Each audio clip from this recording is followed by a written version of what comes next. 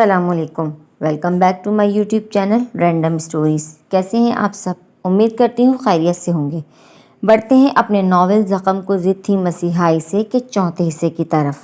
رات کا جانے کون سا پہر تھا جب تکیے کے نیچے رکھا حوریہ کا موبائل ہلنے لگا۔ حوریہ تقریباً سو ہی گئی تھی مگر موبائل کی وائبریشن پر وہ ایک دم اٹھ بیٹھی۔ شاید وہ لاشعوری طور پر اس کے فون کی منتظر تھی۔ دراصل آج عادل کا فون اپنے مخصوص وقت پر نہیں آیا تھا۔ وہ حوریہ کے گھر سے گیا ہی اتنی دیر سے تھا کہ اس وقت فون کر ہی نہیں سکتا تھا۔ ماریہ باجی وغیرہ سارے دن کی بھاگ دوڑ کے بعد ایسی تھکی تھیں کہ لیٹتے ہی سو گئی تھیں۔ حوریہ نے اس خیال سے تیزی سے موبائل اٹھا لیا کہ ان کی نیند خراب نہ ہو۔ اپنی آواز کو ہر ممکن حد تک دھیمی رکھتے ہوئے سلام کرتی بستر پر اٹھ بیٹھی۔ تمہاری نیند خراب کر دی میں نے، اب تک تو سو گئی ہوں گی، عادل نے سلام کا جواب دیتے ہوئے کہا تو حوریہ گہری سانس کھینچ کر رہ گئی۔ جب وہ سونے لیٹی تھی تب اسے بالکل نیند نہیں آ رہی تھی۔ عادل کا لایا جوڑا گھر میں سب کو بہت پسند آیا تھا۔ اس کی تینوں بہنیں تو بہت خوشی کا اظہار کر رہی تھیں، جس کی وجہ سے حوریہ پر بیک وقت کئی اداسیاں چھا گئی تھیں۔ اپنا جوڑا وہ دیکھ نہیں سکتی تھی۔ ماریہ باجی وغیرہ کے بیان کے مطابق اگر وہ ذہن میں کوئی نقشہ بنانے کی کوشش بھی کرتی تو اس میں کامیاب نہیں ہو پاتی۔ اسے یہی نہیں پتا تھا کہ میرون رنگ کون سا ہوتا ہے اور اس پر بنے گولڈن سلمے اور کندن کا کام کی تفصیل کیا سمجھتی۔ ایک تو وہ پہلے ہی اماں ابا کے پریشان ہونے کی وجہ سے اداس تھی، اس پر 2 دن بعد نکاح طے ہو جانے پر اس کا دل جیسے مسلسل ایک دھڑکے کا شکار ہو گیا تھا۔ جانے کیا ہونے والا تھا۔ اپنے وسوسوں کا ذکر اس نے ماریہ باجی کے سامنے کیا تو وہ حسب عادت اپنی اسی خیالی دنیا کی کہانیاں لے بیٹھیں جن سے وہ متفق تو کیا ہوتی، البتہ اس کے چڑھنے پر اچھی خاصی بحث ضرور چھڑ جاتی، جس کے نتیجے میں حوریہ نے روحانسی ہو کر تکیے میں منہ چھپا لیا۔ اگر اماں ابا کے اٹھ جانے کا ڈر نہ ہوتا تو ان تینوں کی تصوراتی باتوں پر دل کھول کر تنقید کرتی، لیکن اماں ابا کے ڈر سے اس نے بحث سمیٹ دی۔ مگر بستر پر لیٹ کر بھی اس کے اوہام اس کے اعصاب جھنجھوڑتے رہے۔ ایسے میں جانے کب اس پر نیند مہربان ہو گئی، مگر سونے کے بعد بھی اسے ایسا لگ رہا تھا جیسے اس کا ذہن جاگ رہا ہو۔ اس لیے عادل کے کہنے پر اس کی سمجھ میں نہیں آیا کہ وہ اسے کیا جواب دے، مگر دوسری طرف عادل نے اس کی خاموشی محسوس ہی نہیں کی تھی، تبھی معمول کے مطابق کہنے لگا، مجھے تو نیند نہیں آ رہی تھی، حالانکہ اب تو دادی اماں کی طبیعت کافی بہتر ہے، مگر وہ ابھی تک گھر نہیں آئی ہیں۔ ویسے تو وہ اپنے کمرے میں ایک بستر پر ہی لیٹی رہتی ہیں، مگر ان کے جانے سے گھر ایسا خالی لگ رہا ہے کہ عادل نے دانستہ جملہ ادھورا چھوڑ دیا۔ ہوئی اپنی پریشانی میں انہیں تو بھول ہی گئی تھی۔ عادل کا فون ریسیو کرتے وقت وہ یہی سوچ رہی تھی کہ فوراً فون بند کر دے گی، مگر اب عادل کی بات سن کر وہ چونکتے ہوئے ان کی خیریت پوچھنے لگی، جس کے جواب میں عادل نے وہی تفصیل بتا دی جو وہ پہلے ہی شازیہ سے سن چکی تھی۔ عادل آج اپنی عادت اور مزاج کے برعکس کافی سنجیدہ بلکہ کسی حد تک اداس لگ رہا تھا۔ حوریہ چاہتے ہوئے بھی فون بند نہیں کر سکی۔ اس کی گفتگو ہی ایسی ہوتی کہ حوریہ اتنی محو ہو جاتی کہ اسے اپنے ارد گرد کا ہوش نہ رہتا۔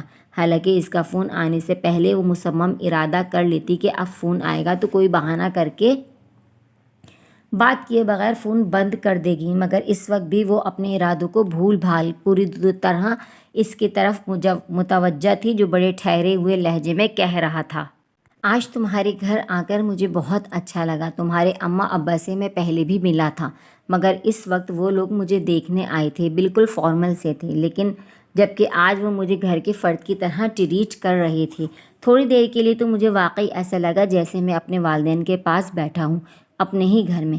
اپنے ماں باپ کی تو مجھے شکل بھی یاد نہیں، بہت چھوٹا تھا جب میں ان کا انتقال ہو گیا تھا، مجھے تو پتہ ہی نہیں ماں باپ کے زیر سایہ پروان چڑھنا کیسا لگتا ہے۔ گھر میں ماں باپ کی موجودگی، ان کا لاڈ پیار، ان کا روکنا ٹوکنا، میں نے تو یہ بس سب قصے کہانیوں میں پڑھا ہے، لیکن آج تمہارے گھر آ کر مجھے لگا کہ میں بھی کسی کہانی کا حصہ ہوں، کسی ڈرامے کا کیریکٹر ہوں جس کے پاس سارے رشتے ہوتے ہیں، اے کمپلیٹ فیملی۔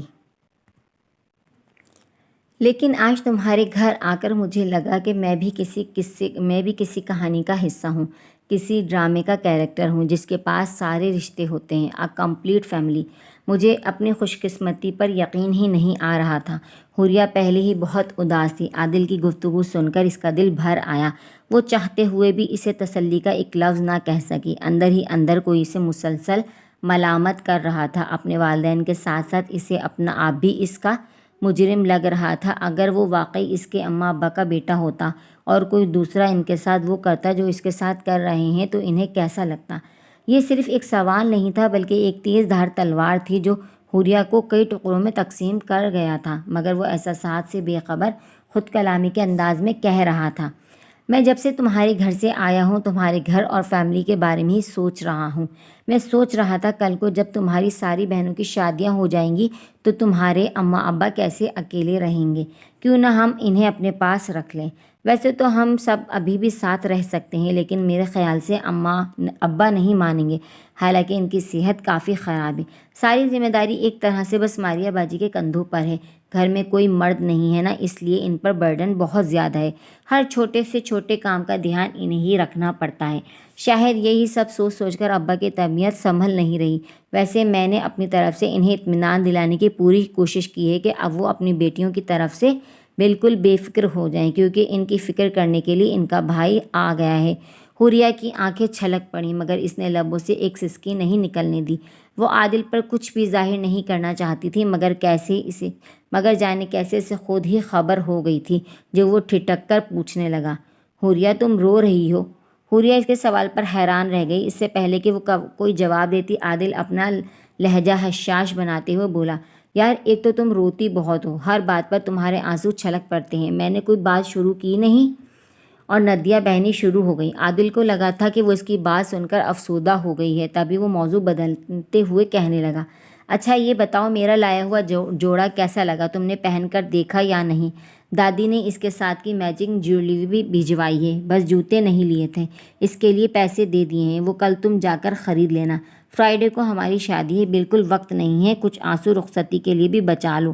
حوریہ جلدی جلدی اپنا چہرہ صاف کرتے ہوئے سنبھل کر کہنے لگی، جوڑا اور جیولری سب بہت اچھی ہیں، ابھی پہن کر نہیں دیکھا۔ وہ دراصل اس کی سمجھ میں نہیں آ رہا تھا کہ کیا کہے۔ ماریہ باجی نے تو بہت اصرار کیا تھا جوڑا اور زیورات پہن کر دیکھنے کو، مگر اس نے انہیں بری طرح جھڑک دیا۔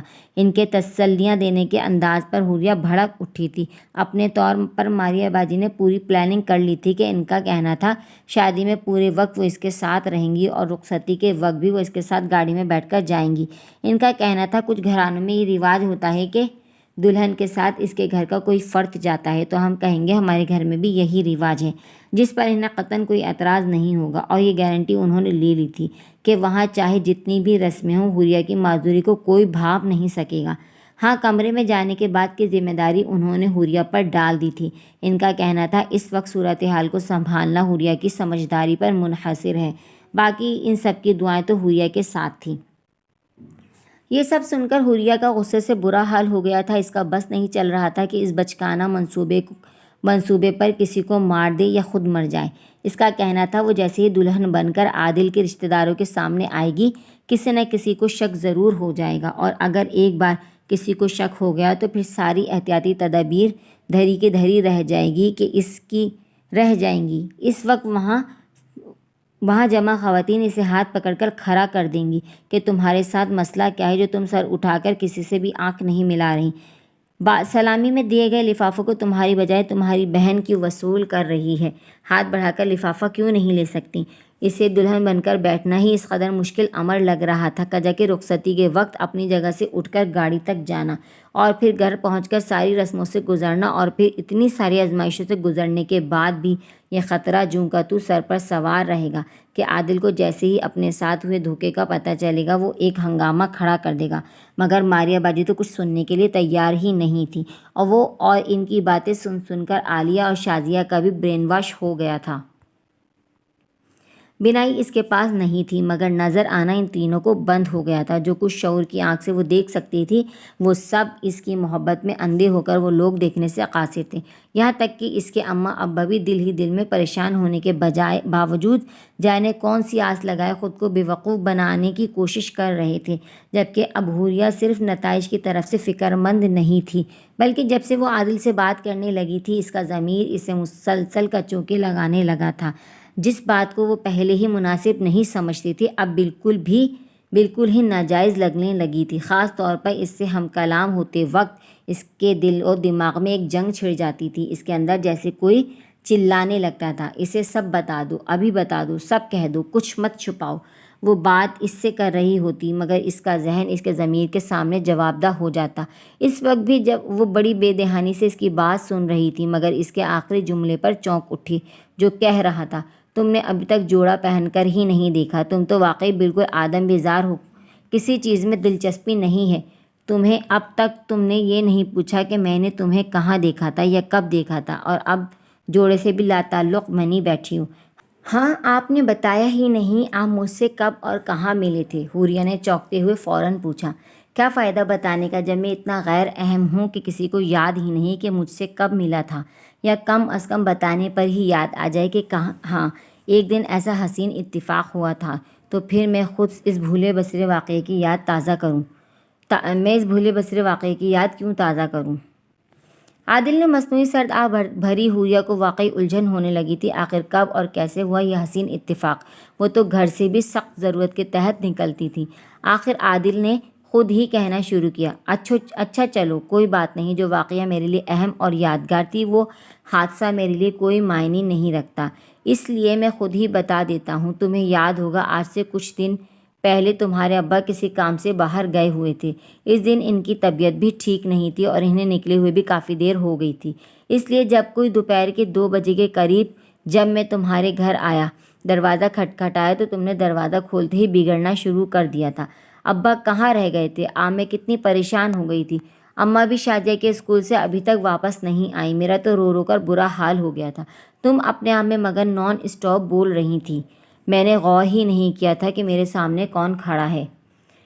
اتنی بوکھلائی ہوئی ہے تم کہ مجھے تمہیں ٹوکنا پڑا تھا۔ کیا میں آپ کو شکل سے آپ کا ابا نظر آ رہا ہوں؟ میری بات سنتے ہی جانے تمہیں کیا ہوا کہ تم نے دھڑ سے دروازہ بند کر دیا۔ پھر میں نے بہت بار دستک دی مگر تم نے دروازہ کھولا ہی نہیں۔ اتنا اندازہ تو مجھے ہو گیا تھا کہ تم گھر پر اکیلی ہو، ماریہ باجی کا آفس ٹائم اس وقت ختم نہیں ہوا تھا، اماں ابا اور شادیہ تمہاری اطلاع کے مطابق گھر پر نہیں تھے، عالیہ باجی بھی شام تک یونیورسٹی سے آتی تھیں، مگر ایسی بھی کیا احتیاط کہ انسان بند دروازے سے بھی کسی کی پکار کا جواب نہ دے۔ میرے 2 بار ناک کرنے پر بھی تم نے کوئی رسپانس نہیں دیا تو آخر مجھے واپس لوٹنا پڑا۔ دراصل دادی نے بتایا تھا تمہارے ابا کی طبیعت ٹھیک نہیں ہے، انہوں نے تمہارے ابا کے لیے کچھ دعائیں اور گھر میں رکھا آب زمزم مجھے دیا تھا کہ میں آفس میں ماریہ کو دے دوں، مگر اس دن میں آفس سے جلدی نکل گیا۔ جب گاڑی کی فرنٹ سیٹ پر تھیلا رکھا دیکھا تو مجھے یاد آیا کہ میں ماریہ باجی کو آب زمزم دینا ہی بھول گیا۔ تب میں نے سوچا تمہارا گھر راستے میں ہی تو پڑے گا، کیوں نہ گھر پر ہی دے دوں اور ان کی عیادت بھی کر لوں، مگر وہ کہتے ہیں نا، بڑے بے آبرو ہو کر تیرے کوچے سے ہم نکلے۔ چنانچہ میں نے بھی شرمندگی کے مارے کسی سے ذکر ہی نہیں کیا کہ میں تمہارے گھر گیا تھا، اور اگلے دن وہ تھیلا ماریہ باجی کے ہاتھ میں دے دیا۔ عادل بظاہر بڑے درد بھرے انداز میں کہہ رہا تھا مگر اس کے لہجے میں چھپی شوخی صاف محسوس کی جا سکتی تھی۔ حوریہ کا تو پورا جسم سن ہو گیا تھا، وہ جو کہہ رہا تھا وہ کوئی زیادہ پرانی بات نہیں تھی جو اسے یاد نہ آتی۔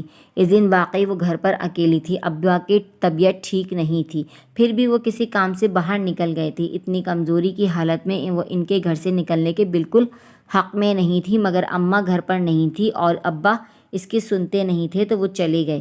اس کی جان سولی پر اٹک گئی، اور جب انہیں معمول سے بھی زیادہ دیر ہو گئی تب حوریہ کا بس نہیں چل رہا تھا کہ برابر والوں کے گھر جا کر انہیں مطلع کر دے اور ابا کو ڈھونڈنے کے لیے کسی کو بھیج دے۔ اماں بھی واپس آنے کے بعد اس پر چلانے والی تھی کہ اس نے انہیں جانے کیوں دیا، اور ابا کی فطرت سے واقف ہونے کے باوجود اس کی کوئی تعویل قبول نہ کرتی۔ اس لیے جب دروازے پر دستک ہوئی تو اس نے اپنی سوچوں میں گم نہ صرف پوچھے بغیر دروازہ کھول دیا بلکہ بگڑنا بھی شروع کر دیا، مگر جیسے ہی اس کی سماعتوں سے اجنبی آواز ٹکرائی اس نے فوراً دروازہ بند کر کے لاک کر لیا اور اپنے کمرے میں جا کر بیٹھ گئی۔ اماں عموماً اسے گھر میں اکیلا نہیں چھوڑتی تھیں اور دروازہ کھولنے کے لیے تو اسے سختی سے منع کیا ہوا تھا، اور اس وقت گھر میں بالکل اکیلے ہونے کے باعث وہ ایک انجان آواز سن کر خوفزدہ ہو گئی تھی۔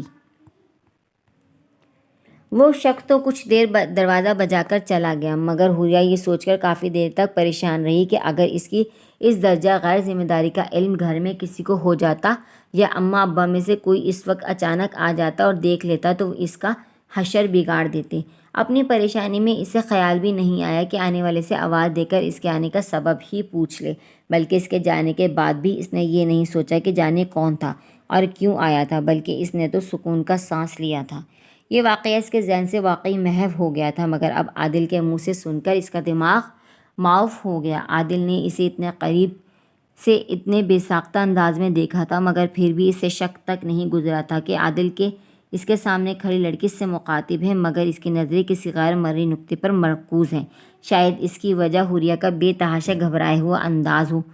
اول تو وہ دروازہ کھولتے ہی شروع ہو گئی تھی، اتنی دیر میں مقابل اس اچانک پڑنے والی افتاد پر سنبھل بھی نہیں پایا تھا تو سوچنے اور غور کرنے کے کیا قابل ہوتا۔ بعد میں اس کے پوچھتے ہی حوریہ نے دروازہ بند کر کے مقابل کو کچھ بھی غور کرنے کے قابل ہی نہیں چھوڑا۔ اگر اس نے کچھ سوچا ہوگا تو اسے یہی لگا ہوگا کہ وہ اتنی گھبرائی ہوئی تھی کہ بغیر دیکھے شروع ہو گئی، اور واقعی عادل یہی کہہ رہا تھا، تم تو چیخ چلا کر چلی گئی اور میرا چین اور سکون سب لٹ گیا۔ ایک بیمار کی عیادت کرنے آیا تھا اور خود دل کے عارضے کا شکار ہو گیا۔ جس مووی میں دادی جان نے تمہیں دیکھ کر پسند کیا تھا، اس میں تو تم کچھ بھی نہیں لگ رہی تھی، جبکہ لان کے سادہ سے سوٹ میں تم اتنا غضب ڈھا رہی تھی کہ مجھے اب اتنا بھی ہوش نہیں رہا کہ دروازہ بند ہو جانے کے باوجود چلا کر اپنا تعارف ہی کرا دوں۔ اس مووی میں تم نے سر پر دوپٹہ اوڑھ رکھا تھا، جبکہ اس دن تمہارے بکھرے بالوں کی الجھی سی لٹیں آگے پڑی تھیں۔ میں تو بس یہی سوچتا رہا کہ جب تم ان بالوں کو کھولتی ہوں گی تو گھٹا چھا جاتی ہوگی، اور تمہارے ہاتھوں کی انگلیاں وہ میں نہیں تھی۔ آپ نے شاید عالیہ باجی کو دیکھا ہوگا۔ حوریہ میں سننے کی تاب نہیں رہی تو محض اسے چپ کرانے کے لیے وہ تیزی سے بولی، مگر اس کا جھیپا ہوا انداز بھلا عادل سے کیسے پوشیدہ رہتا۔ وہ کہنکا مار کر ہنسا اور برجستہ بولا، اس وقت تک جب میں نے عالیہ باجی کو نہیں دیکھا تھا، پھر بھی مجھے یقین تھا کہ دروازہ کھولنے والی کسی حد تک بے وقوف اور بزدل سی لڑکی حوریہ کے سوا کوئی اور ہو ہی نہیں سکتی۔ پھر بھی میں نے تصدیق کرنے کے لیے اگلے دن ماریہ باجی سے تم سب کے معاملات کی تفصیل پوچھی تو انہوں نے یہی بتایا کہ اس وقت شازیہ اور عالیہ دونوں اپنے اپنے اسکول کالج میں ہوتی ہیں۔ یہ سن کر میری روح تک سرشار ہو گئی۔ اگر تمہارے اماں ابا سے ٹکراؤ ہو جانے کا خطرہ نہ ہوتا تو میں اتنا حسین اتفاق دوبارہ کریٹ کرنے کی کوشش ضرور کرتا۔ عادل اپنی بات مکمل کر کر ایک بار پھر ہنسا۔ اس نے جس اداس کیفیت کے دوران حوریہ کو فون کیا تھا، اس سے بات کر کے عادل اس اداسی سے مکمل طور پر باہر آ گیا تھا۔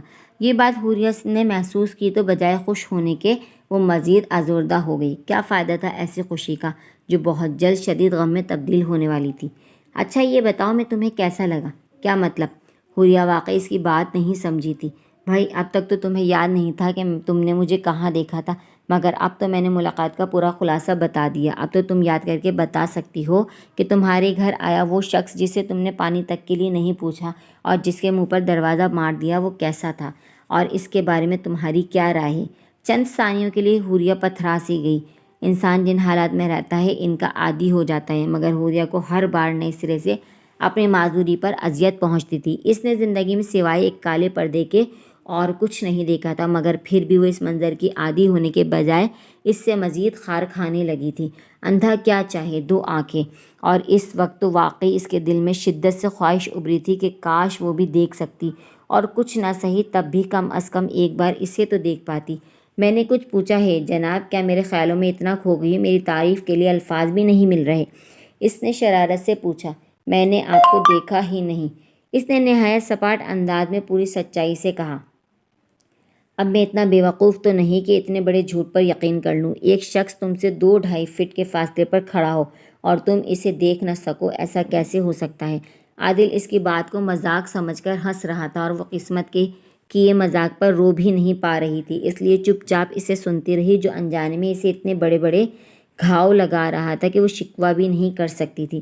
اگر میں تمہیں پسند نہیں آیا تو تم کھل کر میری برائی کر سکتی ہو، سچ سننے کی ہمت ہے مجھ میں۔ عادل اسے بولنے پر اکسا رہا تھا، مگر کچھ دیر میں اس کی خاموشی کو محسوس کرتا ہوا وہ خود بھی سنجیدہ ہو گیا۔ کیا بات ہے، کوئی پریشانی ہے کیا؟ ہاں نہیں، مطلب پتہ نہیں، بس بہت ڈر لگ رہا ہے، حوریہ نے ٹالتے ہوئے کہا تو دوسری طرف تھوڑی دیر کے لیے خاموشی چھا گئی۔ اس نے شاید حوریہ کی پریشانی کو اتنا سیریسلی نہیں لیا تھا۔ شادی اتنی قریب تھی، گھر بار، ماں باپ، بہنیں، سب کو چھوڑ کر اسے ایک نئی زندگی شروع کرنی تھی۔ تھوڑی بہت گھبراہٹ اور ڈر تو فطری تھا، اس لیے وہ اس گہرائی میں نہیں گیا کہ حوریہ کو کس چیز سے ڈر لگ رہا ہے، بلکہ موضوع کو غیر محسوس طور پر بدلتے ہوئے اپنا زمانہ تعلیم کی طرف لے گیا۔ وہ صرف اس کا دھیان بٹانے کی کوشش کر رہا تھا اور اس جدوجہد میں اس نے اپنے دوستوں کے کتنے ہی قصے سنا ڈالے کہ حوریہ واقعی کچھ دیر کے لیے اپنی ذہنی خلفشار سے باہر نکل آئی، بلکہ کچھ موقعوں پر تو اس نے بڑی مشکل سے اپنی ہنسی روکی تھی کہ کہیں وہ تینوں اٹھ نہ جائیں۔ وہ بھی قصے سناتے سناتے جانے کہاں سے کہاں نکل گیا تھا کہ فجر کے قریب ہی اس نے یہ کہہ کر فون بند کیا کہ سب اٹھنے والے ہوں گے۔ حوریہ پوری طرح چونک گئی تھی، یہ جان کر کہ اتنا وقت گزر گیا اسے خبر ہی نہیں ہوئی، اور اسے جلد ہی اللہ حافظ کہہ کر بستر پر لیٹ کر ہی اذان ہونے کا انتظار کرنے لگی۔ پوری رات جاگنے کے باوجود اسے بالکل نیند نہیں آ رہی تھی، وہ اس کی کہی باتوں کو ہی سوچتی رہی۔ اس نے اپنے مختلف ٹورز پہ جانے کے قصے سناتے ہوئے بھی یہ کہا کہ شادی کے بعد وہ اسے ساری دنیا دکھائے گا۔ ایسی خوبصورت جگہیں ہیں کہ جنہیں دیکھ کر لگتا ہے جنت یہیں آباد ہے، مگر جنت تک رسائی فی الحال ممکن نہیں تھی، کیونکہ دادی جان کی طبیعت بہت خراب تھی اور وہ انہیں اس حال میں اکیلا نہیں چھوڑ سکتا تھا، جس کی معافی بھی اس نے پیشگی طور پر مانگ لی تھی، اور حوریہ کے دل پر موجود بوجھ دگنا ہو گیا تھا۔ وہ کتنا پر امید تھا کہ حوریہ کے آنے سے گھر میں رونق ہو جائے گی، دادی کی طبیعت بھی سنبھل جائے گی، مگر وہ تو اس قابل بھی نہیں تھی کہ گھاؤ دینے کے بعد اس پر مرہم بھی رکھ سکے۔ اگر عادل نے شادی سے پہلے اسے فون کر کے اس سے رابطہ نہ کیا ہوتا تو شاید اس کا احساس جرم اتنا شدید نہ ہوتا، مگر اب اتنے دنوں سے اس سے مسلسل رابطے میں رہنے کے بعد اسے عادل کو اس طرح اندھیرے میں رکھنا مزید ظلم لگ رہا تھا۔ کتنی بار اس کے دل میں خیال آیا کہ عادل کو سب بتا دے، مگر اپنی سوچ کو وہ عملی جامہ نہ پہنا سکی۔ اس وقت بھی اس کے دل میں سب بتا دو کی تکرار ہو رہی تھی، صرف آج کا دن بیچ میں تھا۔ کل عصر کے بعد اس کا نکاح اور رخصتی ہونے والی تھی۔ جتنا وہ اس لمحے کے بارے میں سوچ رہی تھی اتنی ہی اس کی گھبراہٹ دو چند ہو رہی تھی۔ روحان کے لندن جانے کے بعد شہزاد کو آفس میں کوئی خاص مشکل نہیں ہوئی۔ اسے یہ دیکھ کر سخت حیرت ہوئی تھی کہ صادق آفریدی کا تقریباً سارا اسٹاف بڑا محنتی اور ایماندار ہے۔ مالکان کی غیر موجودگی میں بھی ان کی پھرتی میں کوئی خاص کمی نہیں آئی تھی۔ یا تو واقعی انہوں نے شہزاد کو مالک مانتے ہوئے اس کا لحاظ کر لیا تھا، یا وہ فطرتاً ہی ایسے تھے۔ جو بھی تھا، ان کے سپورٹ کی وجہ سے شہزاد نے بڑی آسانی سے بالکل صحیح وقت پر فیلکن کمپنی کا ٹینڈر جمع کرا دیا۔ اس کا رزلٹ 2 دن بعد اناؤنس ہونا تھا۔ پورے آفس کو تو ٹینڈر میں موجود اعداد و شمار کا علم نہیں تھا، لیکن سب کے سب بڑے پریقین تھے کہ ٹینڈر انہی کی کمپنی کو ملے گا۔ شہزاد کو شہر میں موجود دوسرے کمپٹیٹر کا علم نہ تھا، ان کی کارکردگی کی کوئی معلومات، لہٰذا وہ رزلٹ کے متعلق کوئی اندازہ نہیں لگا سکتا تھا، اس لیے اس نے اپنی رائے کا بھی اظہار نہیں کیا تھا۔ ویسے بھی وہ اسٹاف سے زیادہ بے تکلف نہیں تھا، لوگوں سے جلد بے تکلف ہو جانا اس کی فطرت میں نہیں تھا۔ آفس میں لنچ ٹائم ہونے پر وہ کینٹین سے کچھ منگوانے کے بجائے اسی روڈ پر بنے ایک ریسٹورنٹ چلا آیا۔ ابھی وہ کچھ کھانے کا آرڈر کر کے اس کا انتظار کر ہی رہا تھا کہ ایک لڑکی اس کے میز کے نزدیک چلی آئی۔ کیا میں یہاں بیٹھ سکتی ہوں؟ اس نے مسکراتے ہوئے پوچھا۔ ڈارک بلو کلر کے شلوار قمیص کے سوٹ میں اسٹیپ میں کٹے بالوں میں دھوپ کا چشمہ اٹکائے وہ ایک کافی پرکشش لڑکی تھی۔ اس کے پوچھنے پر شہزاد نے چاروں طرف بچھی بے شمار کرسیوں پر نظر ڈالتے ہوئے قدرے حیرانی سے کہا، ساری کرسیاں خالی پڑی ہیں، آپ کہیں بھی بیٹھ سکتی ہیں۔ بیٹھ تو سکتی ہوں، لیکن میں یہیں بیٹھنا چاہتی ہوں۔ اس نے شہزاد کی نظروں کے تعاقب میں ریسٹورنٹ پر نظر ڈالی، جہاں کافی لوگ کی موجودگی کے باوجود کئی ٹیبلز خالی تھیں۔ کیوں؟ میں تو آپ کو جانتا بھی نہیں، شہزاد بے اختیار بولا۔ لیکن میں تو آپ کو جانتی ہوں نا، آپ کا نام شہزاد ہے، آپ فریدی گروپ آف کمپنیز میں کام کرتے ہیں، آپ کا آفس سامنے والی بلڈنگ کے 8ویں فلور پر واقع ہے، اور آپ دوپہر کا لنچ کرنے اسی ریسٹورنٹ میں آتے ہیں اور زیادہ تر چکن بریانی ہی آرڈر دیتے ہیں۔ وہ مسکراتے ہوئے بڑے شائستہ لہجے میں بول رہی تھی۔ شہزاد حقیقتاً حیران رہ گیا تھا۔ اس کی معلومات سن کر وہ جو کچھ بتا رہی تھی وہ سب معلوم کرنا کوئی ایسا مشکل امر نہیں تھا، مگر سوال یہ تھا کہ اس لڑکی کو یہ سب پتہ کرنے کی ضرورت کیا تھی؟ شہزاد اس پر اپنی حیرت ظاہر نہیں کرنا چاہتا تھا، اس لیے فوری طور پر اس کی سمجھ میں نہیں آیا کہ وہ کیا کہے، اور اسے خاموش دیکھ کر وہ اس کی رضامندی حاصل کیے بغیر کرسی گھسیٹ کر اس کے عین سامنے بیٹھ گئی، بلکہ کندھے پر لٹکایا کالا بیگ بھی اتار کر میز پر رکھ دیا، جیسے بڑی لمبی نشست کا ارادہ ہو۔ جب اپنی ہی مرضی چلانی تھی تو پوچھا کیوں تھا؟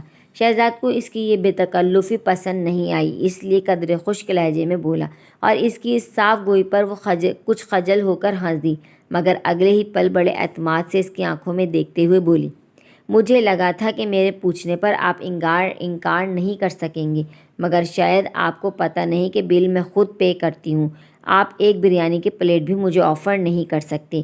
اس نے کہا، آپ کا اندازہ بالکل درست ہے، آپ خود ہی بل پے کریں گے اور خود ہی کھائیں، میں جا رہا ہوں۔ اس لڑکی کی شکل اور حلیہ تو کافی بہتر تھی، مگر اس کی گفتگو اس کے ہلکے کردار کی بھرپور عکاسی کر رہی تھی۔ شہزاد کو اس لڑکی سے بات تک کرنا گوارا نہیں تھا، وہ کہنے کے ساتھ ہی اٹھ کھڑا ہوا تھا، جسے دیکھ کر اس لڑکی کے چہرے پر حیرانی پھیل گئی۔ اس سے پہلے کہ شہزاد واقعی یہاں سے چلا جاتا، وہ بھی اپنی جگہ سے اٹھتے ہوئے تیزی سے بولی، مسٹر شہزاد، میں آپ سے ڈیل کرنا چاہتی ہوں، اگر آپ میری بات سکون سے سن لیں تو۔ میرا نام روشنی ہے، میں حسن اینڈ سنس میں چیف ایگزیکٹو کی جاب کرتی ہوں۔ حسن اینڈ سن کو تو آپ جانتے ہی ہوں گے، بہت مشہور فرم ہے۔ وہ رک کر اس کی طرف ایسے دیکھنے لگی جیسے اس کے اقرار میں جواب دینے کا یقین ہو۔ شہزاد نے حسن اینڈ سنس کا نام تو سنا تھا، مگر وہ زیادہ کچھ نہیں جانتا تھا۔ اسے خاموش دیکھ کر وہ اپنی فرم کی تفصیل بتانے لگی۔ ہماری فرم کسی زمانے میں آپ کی کمپنی کی ٹکر کی تھی، آج بھی وہ اس کی سب سے بڑی کمپیٹیٹر سمجھی جاتی ہے۔ فیلکن کمپنی کا جو ٹینڈر آج کل ہاٹ ٹاپک بنا ہوا ہے، اس ٹینڈر کے لیے ہماری کمپنی نے بھی اپلائی کیا ہے، مگر سچ تو یہ ہے کہ میں زیادہ پر امید نہیں ہوں آپ کی کمپنی کے ہوتے ہوئے ہمیں ٹینڈر مل جائے، ایسا ممکن نہیں ہے، بلکہ ہمیں کیا فریدی گروپ آف کمپنیز کے سامنے کوئی دوسرا نام ٹک ہی نہیں سکتا۔ ہماری فرم کا تو صرف نام ہی رہ گیا ہے، بلکہ اب تو بھرم بھی قائم رکھنا مشکل ہو رہا ہے۔ زیادہ مکھن لگانے کی ضرورت نہیں ہے، come to the point. Shahzad نے غیر ضروری تول پکڑتی تمہید پر بات کاٹتے ہوئے کہا، میں چاہتی ہوں اس بار یہ ٹینڈر ہمیں مل جائے، تو اس سلسلے میں کیا کر سکتا ہوں؟ شہزاد اکتا کر بولا، آپ بہت کچھ کر سکتے ہیں، ہمیں صرف آپ کی کمپنی سے خطرہ ہے، اگر آپ اپنا سیکرٹ ہمیں دے دیں تو یہ ٹینڈر ہمارے علاوہ اور کسی کو مل ہی نہیں سکتا۔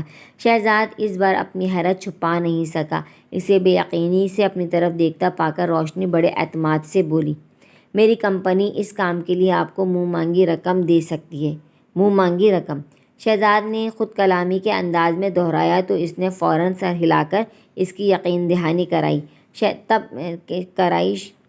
شہزاد تب بھی اسے بے یقینی سے دیکھتا رہا۔ بے فکر رہیں، آپ کا نام کہیں نہیں آئے گا اور آپ کے اکاؤنٹ میں شام تک پیسے بھی آ جائیں گے۔ وہ اس کی آنکھوں میں دیکھتے ہوئے بڑے نپے تلے انداز میں بولی، منہ مانگی رقم کا مطلب جانتی ہیں آپ؟ اگر میں 10 لاکھ کا مطالبہ کر دوں تو؟ شہزاد نے اسے جانچتی نظروں سے دیکھا، جبکہ وہ فوراً بولی، بس 10 لاکھ؟ اپنے طور پر شہزاد نے اسے لاجواب کرنے کے لیے بہت بڑھا چڑھا کر رقم بتائی تھی، مگر چند ہزار میں گزارا کرنے والے کے معیار میں اور بزنس کی دنیا میں کروڑوں کا سودا کرنے والوں کے کم اور زیادہ کے پیمانے میں زمین آسمان کا فرق تو ہونا ہی تھا۔ وہ چونکے بغیر رضامندانہ انداز میں اسے دیکھنے لگی۔ آپ جب اور جیسے کہیں گے یہ رقم آپ تک پہنچا دی جائے گی، چاہے بینک کے ذریعے چاہے کیش میں، مگر آپ کے بھرے گئے ٹینڈر کی پوری تفصیل تمام ڈاکومنٹس کے ساتھ مجھے آج رات تک مل جانی چاہیے۔ وہ بالکل کاروباری انداز میں بول رہی تھی۔ شہزاد کی سمجھ میں نہیں آ رہا تھا کہ اسے کیا جواب دے۔ اسے بدستور خاموش دیکھ کر اسے خود ہی بولنا پڑ رہا تھا۔ آپ میرا کانٹیکٹ نمبر لے لیں، جب آپ کو آسانی ہو مجھے پیپرز پہنچا دیں، یا پھر آپ کہیں تو میں کسی کو بھیج کر آپ سے منگوا لوں۔ اگر آپ کے ذہن میں کوئی بھی کنفیوژن ہو تو آپ وہ ابھی کلیئر کر سکتے ہیں۔ وہ تواتر سے بولتے رہنے کے بعد استفہامیہ نظروں سے اسے دیکھنے لگی تو شہزاد کو اپنے ذہن کو یکجا کرتے ہوئے کہنا پڑا، آپ کو کیا لگتا ہے کہ 10 لاکھ کے لیے میں آپ کو اپنی کمپنی کا ٹینڈر بیچنے کے لیے تیار ہو جاؤں گا؟ شہزاد کے سوال پر وہ کچھ دیر اسے دیکھتے رہنے کے بعد اپنی جگہ پر واپس بیٹھتے ہوئے بہت ٹھہرے ہوئے لہجے میں بولی، اگر آپ ذرا بھی سمجھدار ہیں تو آپ کو فوراً تیار ہو جانا چاہیے۔ ابھی آپ کو اس جاب پر کام کرتے ہوئے دن ہی کتنے ہوئے ہیں اور ایسا شاندار موقع آپ کو مل رہا ہے۔ آپ کی کمپنی کے لیے یہ ٹینڈر اتنا اہم بھی نہیں ہے، ایسی چھوٹی موٹی کامیابیاں تو آپ کی کمپنی حاصل کرتی ہی رہتی ہے۔ اس کی رسانیت سے کہنے پر شہزاد کچھ دیر تو اسے دیکھتا رہا، پھر خود بھی واپس اپنی کرسی پر بیٹھ گیا۔ یہ tender Afridi group of companies کے لیے اتنا بھی غیر اہم نہیں ہے جتنا آپ ظاہر کر رہی ہیں۔ اس ٹینڈر کے نہ ملنے سے مالی طور پر نہ صحیح مگر سماجی طور پر کمپنی کی ساکھ کو کافی نقصان پہنچے گا۔ کیا آپ کو نہیں لگتا اس کمپنی کی ساکھ تھوڑی سی خراب ہونی چاہیے؟ اس نے اپنے بیگ کے اسٹیپ سے کھیلتے ہوئے کہا۔ میں سمجھا نہیں۔ شہزاد کے کہنے پر وہ الٹا اسی سے پوچھنے لگی، جس نے یہاں آنے سے پہلے آپ کے بارے میں اتنا کچھ پتہ کیا ہوگا وہ آپ کے بیک گراؤنڈ کے بارے میں کوئی بھی بات جانے بغیر آ گئی ہوگی؟ شہزاد چونک کر اسے دیکھنے لگا۔ دیکھیے مسٹر شہزاد، میں آپ کو ہرٹ کرنا نہیں چاہتی اور نہ ہی کسی کی پرسنل لائف میں انٹرفیئر کرنا مجھے پسند ہے، لیکن مسٹر روحان کے چاہنے یا فیصلہ کرنے سے آپ کو یہ پوسٹ نہیں مل سکتی۔ ابھی تو آپ کا باقاعدہ ایگریمنٹ بھی نہیں ہوا ہے۔ اس کی نوبت تب آئے گی جب صادق آفریدی لندن سے آنے کے بعد اپنے بیٹے کے فیصلے کو بلا چون چرا قبول کر لیں گے۔ آپ خود ایمانداری سے بتائیں، کیا آپ کو لگتا ہے کہ ایسا ہوگا؟ روشنی نے ہر ممکن کوشش کی تھی کہ اس کے لفظوں میں کوئی تلخی نہ ہو، مگر اس کا ہر حرف شہزاد کو ذہن میں مجھے تیر کی طرح لگا تھا جو اس کے جگر کے آر پار ہو گیا تھا۔ وہ ان کی فرم کے سب سے بڑے حریفوں میں سے تھی۔ اس کی معلومات اور ذرائع معلومات بہت وسیع اور پختہ ہی ہو سکتے تھے، اور پھر اس کا ماضی اور ماضی کی سیاہی تو ہمیشہ اور ہر جگہ اس سے 2 قدم آگے چلتے تھے۔ وہ لوگوں سے متعارف بعد میں ہوتا تھا اور اس کا تعارف لوگوں تک پہلے پہنچ جاتا تھا۔ تھوڑی دیر کے لیے ان کے درمیان خاموشی چھا گئی۔ آخر روشنی نے ہی اپنے پرس سے ایک کارڈ نکالتے ہوئے اس کی طرف بڑھایا۔ آپ چاہیں تو سوچ لیں، لیکن جواب اور کاغذات مجھے آج رات تک مل جانے چاہئیں۔ شہزاد خاموشی سے اس کے بڑھائے کارڈ کو دیکھتا رہا۔ اگر 10 لاکھ آپ کو کم لگ رہے ہیں تو یہ اماؤنٹ بڑھ بھی سکتا ہے۔ اس کے یقین دہانی کرانے پر شہزاد نے کارڈ لیتے ہوئے کچھ مشینی انداز میں کہا، 50 لاکھ۔ روشنی ایک دم چونک اٹھی، جیسے اسے اس جواب کی توقع نہ ہو۔ کیا بہت زیادہ ہیں؟ شہزاد نے سنجیدگی سے پوچھا تو ایک دم سنبھل گئی۔ نہیں، اٹس اوکے، اپنا اکاؤنٹ نمبر دے دیجیے۔ میرا کوئی اکاؤنٹ نہیں ہے، مجھے کیش چاہیے، آپ پیسے دے دیجیے گا، میں اسی وقت پیپرز دے دوں گا، شہزاد نے بات ختم کرنے والے انداز میں کہا اور کرسی گھسیٹ کر کھڑا ہو گیا۔ ٹھیک ہے، کیش کا ارینجمنٹ ہوتے ہی میں آپ کو انفارم کر دوں گی۔ روشنی نے بھی اس کے ساتھ کھڑے ہوتے ہوئے مسکرا کر کہا، میرا نمبر لکھ لیں، میرے پاس کارڈ نہیں ہے۔ شہزاد اپنا نمبر بتانے ہی والا تھا کہ بول پڑی، میرے پاس آپ کے تمام نمبر ہیں، گھر، آفس، موبائل۔ شہزاد صرف اسے دیکھ کر رہ گیا، تبھی بیرا لنچ سرو کرنے اس کی میز پر چلا آیا۔ یہ میڈم کو دے دو، مجھے بھوک نہیں ہے۔ شہزاد کا جواب سننے بغیر تیزی سے آگے بڑھ گیا۔ ریسیپشن پر بل پے کر کے وہ اس کی طرف دیکھے بغیر ہال سے نکل گیا۔ روشنی تب تک اسے دیکھتی رہی جب تک وہ نظروں سے اوجھل نہیں ہو گیا۔ شہزاد کے منظر پر سے ہٹ جانے کے بعد اس نے اپنا موبائل نکالا اور کال کرنے لگی۔ دوسری طرف سیل پر اس کا نمبر دیکھ کر فوراً فون اٹھا لیا گیا۔ ہیلو، السلام علیکم، آپ بزی تو نہیں ہیں؟ روشنی نے مؤدب انداز میں استفسار کیا۔ نہیں، بالکل نہیں، کہو کیسے فون کیا؟ دوسری طرف سے آواز ابھری۔ آپ کے لیے ایک بڑی خوشخبری ہے، وہ پیسہ لینے کے لیے تیار ہو گیا، اس نے 50 لاکھ کی ڈیمانڈ کی ہے۔ کیا؟ دوسری طرف خوشی اور حیرت سے بھرپور آواز ابھری۔ پھر بڑے جوش سے کہا گیا، تم منظور صاحب سے بات کرو، وہ تمہیں پیسے دے دیں گے۔ آپ اتنی بڑی رقم دیں گے؟ روشنی نے حیرت سے کہا، بالکل، صرف زبانی کلامی سودے بازی سے کیا ثابت ہوگا؟ رقم شہزاد کے پاس ہونی چاہیے تاکہ ٹینڈر چھیننے کے بعد صورتحال واضح ہونے پر سب کچھ آسانی سے ثابت ہو سکے۔ دوسری طرف سے چبا کر کہا گیا تو روشنی اٹکتے ہوئے بولی، انکل، آپ اپنی ہی کمپنی سے اتنا بڑا ٹینڈر چھین کر اسے اتنا بڑا نقصان پہنچائیں گے؟ اس کی بات پر صادق آفریدی کے لبوں پر ایک تلخ مسکراہٹ ابھر آئی۔ یہ نقصان اس نقصان کے سامنے کچھ بھی نہیں ہے جو اس کی اصلیت کھلنے کے بعد روحان کو پہنچے گا، مگر اچھا ہی ہے سچ جتنی جلدی سامنے آ جائے۔ صادق آفریدی نے آخری جملہ بڑبڑانے کے انداز میں کہا، مگر فوراً ہی اپنی جون میں واپس آتے ہوئے بولے، وہ پیپرز شہزاد سے لینے کے بعد تم منظور صاحب کو دے دینا اور انہیں حسن اینڈ سنس تک پہنچا دیں گے۔ جب یہ ٹینڈر اس کمپنی کو ملے گا تب روحان کی آنکھیں کھلیں گی۔ صادق آفریدی نے کہنے کے ساتھ ہی فون بند کر دیا۔ صادق آفریدی کے اچانک واپس جانے کے لیے تیار ہو جانے کا سن کر کتنی ہی دیر تک تو روحان کو یقین ہی نہیں آیا کہ آیا وہ جو کہہ رہے ہیں وہ وہی سن رہا ہے یا اس سے سننے میں کوئی دھوکہ ہو رہا ہے۔ ورنہ ان کی شدید خفگی دیکھ کر تو وہ کافی مایوس ہو گیا تھا۔ اسے یقین تھا وہ اس کے ساتھ چلنے کے لیے رضامند ہونے کے بجائے ایک شرط رکھ دیں گے کہ پہلے آفس اور گھر سے شہزاد کو نکال باہر کیا جائے، پھر وہ واپس گھر آئیں گے۔ مگر روحان نے سکون کا سانس لیا تھا ان کے اتنی آسانی سے مان جانے پر۔ پاکستان پہنچنے کے بعد ان کا رویہ شہزاد کے ساتھ ہمنفس تھا۔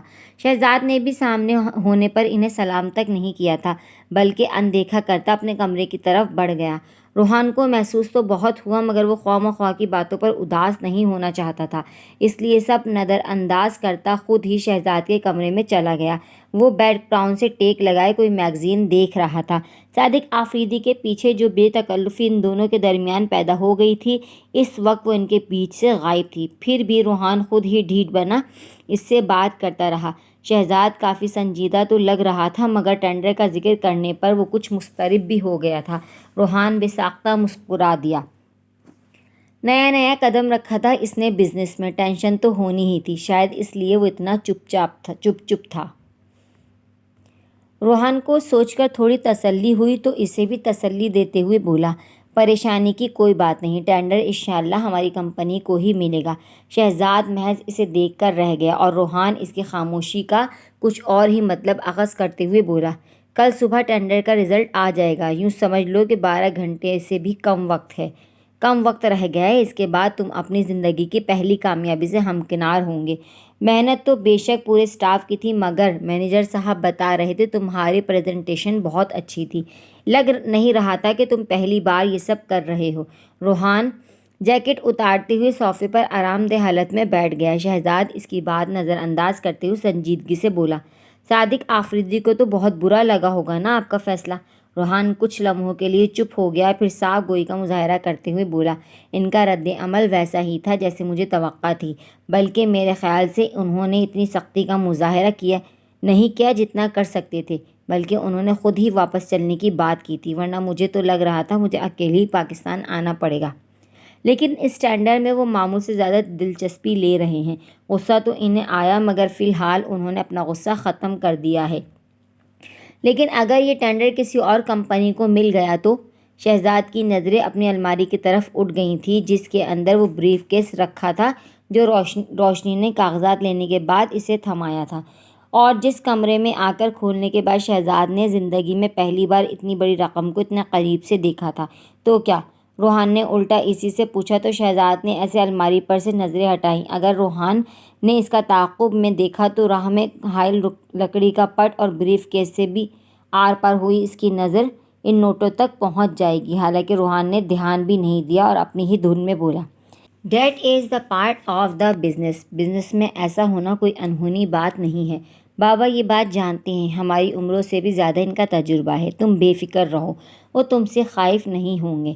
ہاں لیکن ایک بات ہے، تمہیں آفس لا کر میں نے کھلا ان کی خفگی مول لی ہے، اس لیے نتیجے سے قطع نظر تمہاری پرفارمنس اتنی زبردست ہونی چاہیے، ایسا آؤٹ اسٹینڈنگ کام کرو کہ وہ مجھے یہ طعنہ نہ دے سکے کہ تمہیں آفس لا کر میں نے کوئی غلطی کی ہے۔ روحان مسکراتے ہوئے بولا۔ شہزاد بس چپ چاپ اسے دیکھتا رہا۔ سچ یار، مجھے تو عادل پر بڑا ترس آ رہا ہے۔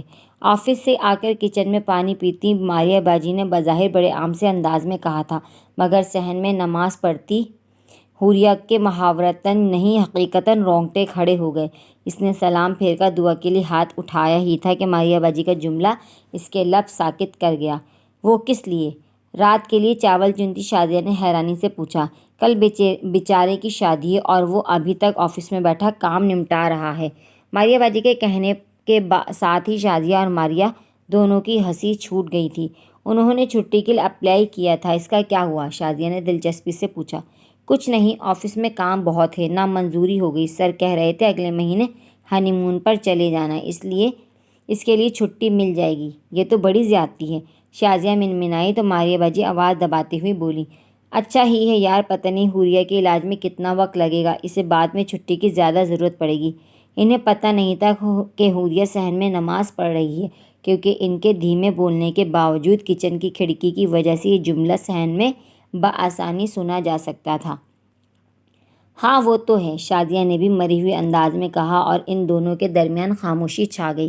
حوریہ بوجھل دل کے ساتھ بغیر دعا مانگے مصلے پر سے اٹھ گئی۔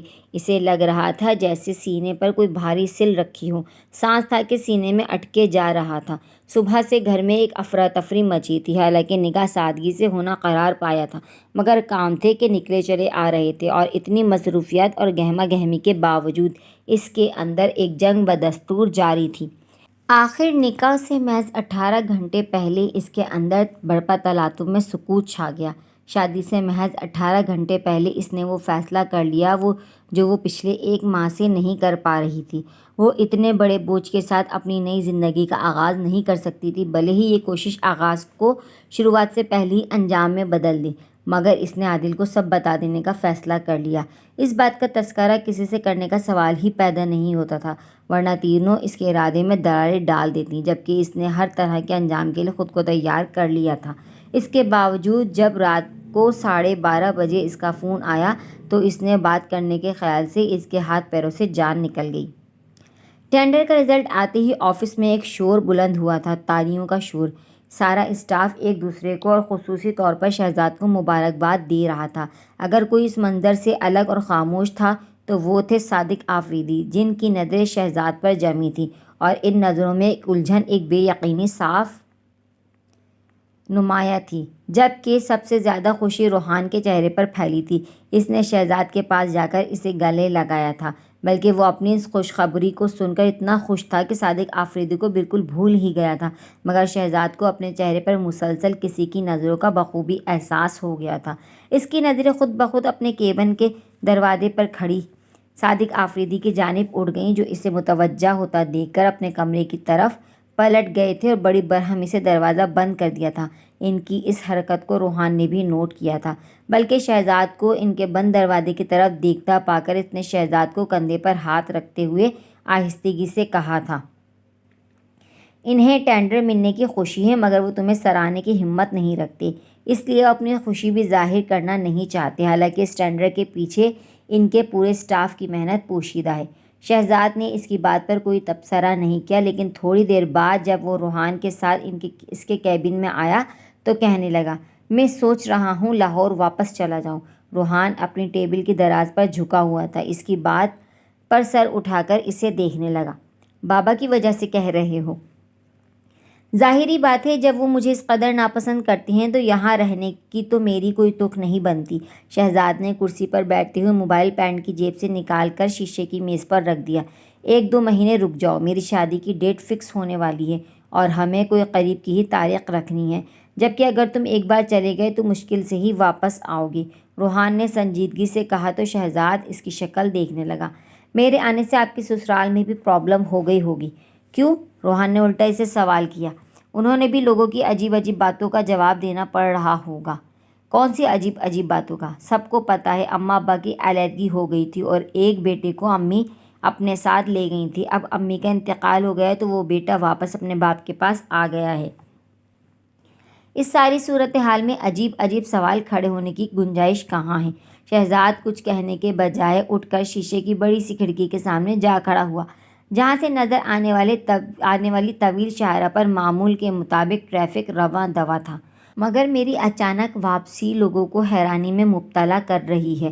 وہ تجسس کے ہاتھوں مجبور ہو کر میرے بارے میں چھان بین کرا سکتے ہیں، جس کے بعد عجیب عجیب سوال کھڑے ہونے کی گنجائش فوراً نکل سکتی ہے۔ ایسا کبھی نہیں ہو سکتا، اور اگر ہو تب بھی میری شادی پر کوئی فرق نہیں پڑتا، کیونکہ علیزہ کے گھر والے ساری حقیقت سے واقف ہیں۔ روحان کے اطمینان سے کہنے پر شہزاد چونک اٹھا، اس کے چہرے پر حیرت واضح تھی۔ تبھی روحان کو وضاحت دینی پڑی، میری اور علیزہ کی منگنی تو اب ہوئی ہے، مگر ان کے گھرانے سے ہمارے گھرانے کے دوستانہ تعلقات امی بابا کی شادی سے بھی پہلے کے ہیں۔ وہ شروع سے ہم سارے حالات جانتے ہیں۔ کچھ دیر کے لیے ان دونوں کے درمیان خاموشی چھا گئی کہ تبھی میز پر رکھا شہزاد کا موبائل بجنے لگا۔ روحان نے سیل اٹھا کر اس کی طرف بڑھا دیا، مگر شہزاد نے لینے کے بجائے بے دلی سے کہا، رانگ نمبر ہوگا، مجھے آپ کے علاوہ کوئی فون نہیں کرتا۔ روحان نے غیر ارادی طور پر اسکرین کی طرف دیکھا اور حیرانی سے بولا، اسکرین پر ان نون نمبر تو نہیں لکھا، بلکہ فون کرنے والی لڑکی کا نام آ رہا ہے، بڑا ہی روشن سا نام ہے، روشنی۔ روحان نے معنی خیز انداز میں موبائل اس کی طرف بڑھایا مگر تب تک لائن ڈسکنیکٹ ہو گئی۔ تم چاہو تو اپنے کیبن میں جا کر کال بیک کر سکتے ہو۔ روحان مسکرایا مگر شہزاد کے وجود میں کوئی جنبش نہ ہوئی۔ اس نے موبائل کی طرف دیکھا بھی نہیں اور اکتائے ہوئے انداز میں بولا، مجھے کال بیک کرنے کی ضرورت نہیں ہے، وہ خود فون کرے گی۔ اوہ، روحان نے بظاہر بڑی سنجیدگی سے کہا مگر اس کے چہرے اور آنکھوں میں شرارت رقصہ تھی۔ آپ کی کمپنی کا ٹینڈر اس کے حوالے کر دینے کے عوض اس نے مجھے 50 لاکھ روپے دیے تھے۔ میں نے اس سے پیسے تو لے لیے مگر جو کاغذات اسے دیے اس میں درج اعداد و شمار سب غلط تھے۔ روحان ساری شرارت بھول کر حیرانی سے اسے دیکھنے لگا۔ یہ حسن اینڈ سنس میں چیف ایگزیکٹو ہے۔ شہزاد کے کہنے کے ساتھ ہی اسے مختصراً روشنی کے بارے میں بتا دیا۔ تم نے اسے ڈبل کراس کیوں کیا؟ صاف منع کر دیتے، روحان نے بے یقینی سے پوچھا۔ ہاں، تاکہ وہ ناکام ہونے پر خاموشی سے جا کر بیٹھ جاتی اور کسی کو پتہ بھی نہ چلتا کہ وہ کسی کو خریدنے کی کوشش کرنے گئی تھی۔ میں نے جان بوجھ کر اسے غلط پیپر دیے تھے تاکہ وہ آفس جا کر خوشی خوشی اپنا کارنامہ دکھائے اور جب رزلٹ سامنے آئے تو اسے پتہ چلے کہ پیسے سے ہر چیز خریدی نہیں جا سکتی۔ شہزاد کا لہجہ تلخ ہو گیا۔ لوگ بزنس ایسے ہی کرتے ہیں، دھوکے اور فراڈ سے۔ اس میں اتنا جذباتی ہونے کی کوئی بات نہیں ہے۔ کیوں اپنے لیے دشمنیاں کھڑی کر رہے ہو؟ بزنس کی دنیا میں رہنا ہے تو ایسی باتوں کو نظر انداز کرنا سیکھو، روحان نے متانہ سے کہا تو شہزاد چٹخ کر بولا، وہ بات ایسے کر رہی تھی جیسے میں اس کی ہمدردی کے لیے مرا جا رہا ہوں۔ پتہ نہیں خود کو کیا سمجھتی ہے۔ ہمدردی؟ روحان نے چونک کر پوچھا۔ وہ میرے بارے میں سب کچھ جانتی ہے، بلکہ مجھے سمجھا رہی تھی مسٹر روحان کے چاہنے یا فیصلہ کرنے سے آپ کو یہ پوسٹ نہیں مل سکتی۔ ابھی تو آپ کا باقاعدہ ایگریمنٹ بھی نہیں ہوا۔ اس کی نوبت تب آئے گی جب مسٹر صادق واپس آ کر اپنے بیٹے کے فیصلے کو بلا چو چرا قبول کر لیں گے۔ روحان کی آنکھوں میں الجھن تیرنے لگی۔ یہ کون ہے جو تمہارے بارے میں اتنا کچھ جانتی ہے؟ ایسا کوئی مشکل تو نہیں ہے میرے بارے میں جاننا، لاہور کے کسی بھی فرد سے پوچھ لیں، میرا پورا بایو ڈیٹا نکال کر رکھ دے گا۔ شہزاد نے بیزاری سے کہا، خیر اب ایسی بھی کوئی بات نہیں ہے، ویسے تم اتنے پیسوں کا کیا کرو گے؟ اس کے منہ پر مار دوں گا، مجھے کیا ضرورت ہے حرام پیسہ استعمال کرنے کی؟ شہزاد نے لاپرواہی سے کہا۔ اس سے پہلے کہ روحان کچھ کہتا ایک بار پھر اس کا سیل بجنے لگا۔ روحان کچھ دیر اسکرین پر چمکتا نمبر دیکھتا رہا، پھر کچھ سوچتے ہوئے بولا، میں بات کروں اس سے؟ شہزاد نے عدم دلچسپی کا مظاہرہ کرتے ہوئے کندھے اچکا دیے اور ایک بار شیشے سے باہر دیکھنے لگا۔ روحان نے جیسے ہی کال کا بٹن پش کر کے موبائل کان سے لگایا، دوسری طرف سے کافی خوبصورت آواز بڑے برہم لہجے کے ساتھ ابھری، مسٹر شہزاد، آپ کیا سمجھتے ہیں آپ اس طرح ڈیل کراس کر کے بچ جائیں گے؟ جن کاغذات کے بدلے آپ نے 50 لاکھ لیے ہیں وہ اس ٹینڈر سے قطعاً مختلف ہے جو آپ کی کمپنی نے جمع کرایا تھا۔ اب میری کمپنی آپ کے ساتھ جو سلوک کرے گی آپ اس کا اندازہ بھی نہیں لگا سکتے۔ روحان خاموشی سے اسے بگڑتا ہوا سنتا رہا، پھر ایک دم اس نے موبائل آف کر دیا۔ اسے کال بیک کرو اور پیسے لینے کے لیے بلاؤ، روحان نے موبائل شہزاد کی طرف بڑھاتے ہوئے کہا۔ کیا ضرورت ہے بلانے کی؟ میں پیسے ایسے ہی بھیج دوں گا۔ کہیں آپ اس کے خلاف کوئی ایکشن لینے کا تو نہیں سوچ رہے؟ شہزاد نے موبائل لیتے ہوئے تعجب سے پوچھا۔ ایکشن لینے کا کوئی فائدہ نہیں ہے، ویسے بھی اس لڑکی نے وہ سب اپنے مالک کے کہنے پر کیا ہوگا۔ اگر بزنس میں ایسا ہوتا ہی رہتا ہے تو بس ایک بار اسے دیکھنا چاہتا ہوں۔ ایک طرف آپ کہہ رہے ہیں آپ کی شادی کی ڈیٹ فکس ہونے والی ہے، دوسری طرف آپ لڑکی دیکھنا چاہتے ہیں۔ شہزاد زیر لب مسکرا دیا تو روحان کسی گہری سوچ میں ہونے کے باوجود زبردستی مسکرانے لگا، کیونکہ شہزاد عموماً بہت سنجیدہ رہتا تھا، بہت کم ہی اس کے منہ سے کوئی شوق جملہ ادا ہوتا تھا، جس سے سن کر روحان کو لگتا ان دونوں کے بیچ بھائیوں والی بے تکلفی قائم ہو گئی ہے۔ شادی کی ڈیٹ فکس ہونے والی ہے، ہوئی نہیں ہے۔ روحان نے بات کو شوخی کا رنگ دیتے ہوئے اس کے سوال کو گول کر دیا کہ وہ اس سے کیوں ملنا چاہتا ہے۔ اگر یہ بات میں علیزہ بھابھی کو بتا دوں تو؟ شہزاد نے موبائل میں اس کا نمبر سرچ کرتے ہوئے بلیک میلنگ کرنے والے انداز میں کہا۔ ہو ہی نہیں سکتا، جو شخص 50 لاکھ کے عوض میرا سیکرٹ اوپن نہ کرے وہ مفت میں میرا کوئی راز کیوں کھولے گا؟ روحان نے بھرپور یقین سے کہا، پھر فوراً ہی کچھ سوچتے ہوئے بولا، کیا تمہیں ایک بار بھی یہ خیال نہیں آیا کہ اگر یہ ٹینڈر بابا سے چھین لیا جائے تو؟ روحان نے دانستہ جملہ ادھورا چھوڑ دیا۔ غیر ارادی طور پر وہ صادق آفریدی کی شبہات کی حقیقت کو جاننے لگا تو شہزاد موبائل کو کان سے لگاتے ہوئے بڑے ٹھوس لہجے میں بولا، ایک پل کے لیے بھی نہیں، اس لیے نہیں کہ میں انہیں تکلیف نہیں پہنچانا چاہتا، بلکہ اس لیے کہ اس طرح آپ کو شرمندہ ہونا پڑتا، اور میں ان میں سے نہیں ہوں جو محبت اور جنگ میں سب جائز سمجھتے ہیں۔ میں تو اگر دشمنی بھی کرتا ہوں تو اپنے اصولوں پر قائم رہ کر۔ شہزاد آگے بھی کچھ کہنے والا تھا کہ دوسری طرف سے روشنی کی آواز سنائی دینے پر اس کی طرف متوجہ ہو گیا، جبکہ روحان کی روح تک سرشار ہو گئی تھی۔ اس کے جواب پر وہ بڑے پرسکون انداز میں شہزاد کو دیکھنے لگا، جو کہہ رہا تھا، میں آپ کے پیسے واپس کرنا چاہتا ہوں، بتائیں کہاں دینے ہوں گے؟ بات صرف پیسوں کی نہیں ہے مسٹر شہزاد، آپ نے مجھے پورے اسٹاف کے سامنے ذلیل کر دیا ہے۔ میں آپ کو سب کچھ ایکسپلین کر سکتا ہوں، آپ پلیز ایک بار مجھ سے مل لیں۔ شہزاد کے بڑے مؤدب انداز پر دوسری طرف کچھ دیر کے لیے خاموشی چھا گئی۔ شہزاد پہلے تو اس کے بولنے کا انتظار کرتا رہا، پھر اسے لگا وہ دوسری طرف کسی اور سے ہم کلام ہے۔ حالانکہ اس نے روشنی یا کسی دوسرے شخص کی آواز بھی نہیں سنی تھی، مگر اس کا وجدان کہہ رہا تھا وہ کسی سے مشورہ کر رہی ہے، اور شاید دوسری طرف سے اسے گرین سگنل مل گیا تھا۔ تبھی وہ بڑی انجان بنتی ہوئی بولی، ویسے تو مجھے آپ کے کسی ایکسپیشن سے کوئی دلچسپی نہیں ہے، but I will come off you انسٹ۔ اس نے کہنے کے ساتھ ہی ملنے کی جگہ اور وقت بتا کر فون بند کر دیا۔ کیا کہا اس نے؟ روحان نے فوراً پوچھا۔ دوسری طرف کسی نے اسے کہا کہ ملنے چلی جاؤ، اس لیے ماننا پڑا۔ شہزاد نے مسکراتے ہوئے کہا، تم نے آواز سنی تھی کہنے والے کی؟ روحان نے ٹھٹک کر پوچھا تو شہزاد نے نفی میں سر ہلاتے ہوئے کہا، آواز تو تب سنائی دیتی جب وہ کچھ کہتا، وہ شاید اشاروں میں بات کر رہے تھے، میں نے تو محض اندازہ لگایا۔ شہزاد کے کہنے پر روحان سوچ میں پڑ گیا۔ آپ اتنے پریشان کیوں ہو گئے؟ اس کے آفس کے مالکان وغیرہ ہوں گے، ان کی ہدایت پر ہی اس نے ملنے کی حامی بھری ہوگی۔ شہزاد کے کہنے پر روحان نے موضوع ختم کرنے کے لیے سر اسبات میں ہلا دیا، کیونکہ وہ روشنی کو دیکھے بغیر شہزاد سے یہ نہیں کہنا چاہتا تھا کہ حسن اینڈ سنز کی چیف ایگزیکٹو کوئی لڑکی نہیں ہے، ایک مرد ہے، اور جس لڑکی کی آواز اس نے ابھی ابھی سنی تھی، اسے سن کر روحان کو لگا تھا وہ اس لڑکی کو جانتا ہے۔ تو وہ کون ہے جو حسن اینڈ سن سے نہیں آئی، لیکن اتنی بڑی رقم اٹھا کر شہزاد کو دے گئی؟ شام میں اپنے مقررہ وقت پر شہزاد ریسٹورنٹ پہنچا تو روشنی کو ایک میز پر پہلے سے اپنا منتظر پایا۔ اس پر نظریں پڑتے ہی شہزاد اس کے قریب چلا آیا اور ہاتھ میں پکڑا بریف کیس اس کے سامنے میز پر رکھتے ہوئے بولا، 1 روپیہ بھی کم نہیں ہے، چاہیں تو گن لیں۔ شہزاد کے کہنے پر وہ خاموشی سے اس کی شکل دیکھنے لگی۔ روحان آفس میں ہی کسی کام میں پھنس گیا تھا تو اس نے شہزاد سے کہہ دیا تھا، تم پہنچو، میں کام ختم ہوتے ہی آ جاؤں گا۔ اس لیے جب تک روحان نہیں آ جاتا تھا شہزاد کو اسے باتوں میں مصروف رکھ کر یہاں روکنا تھا۔ اس لیے اس کے کہے بغیر ہی کرسی گھسیٹ کر اس کے سامنے والی نشست سنبھال لی۔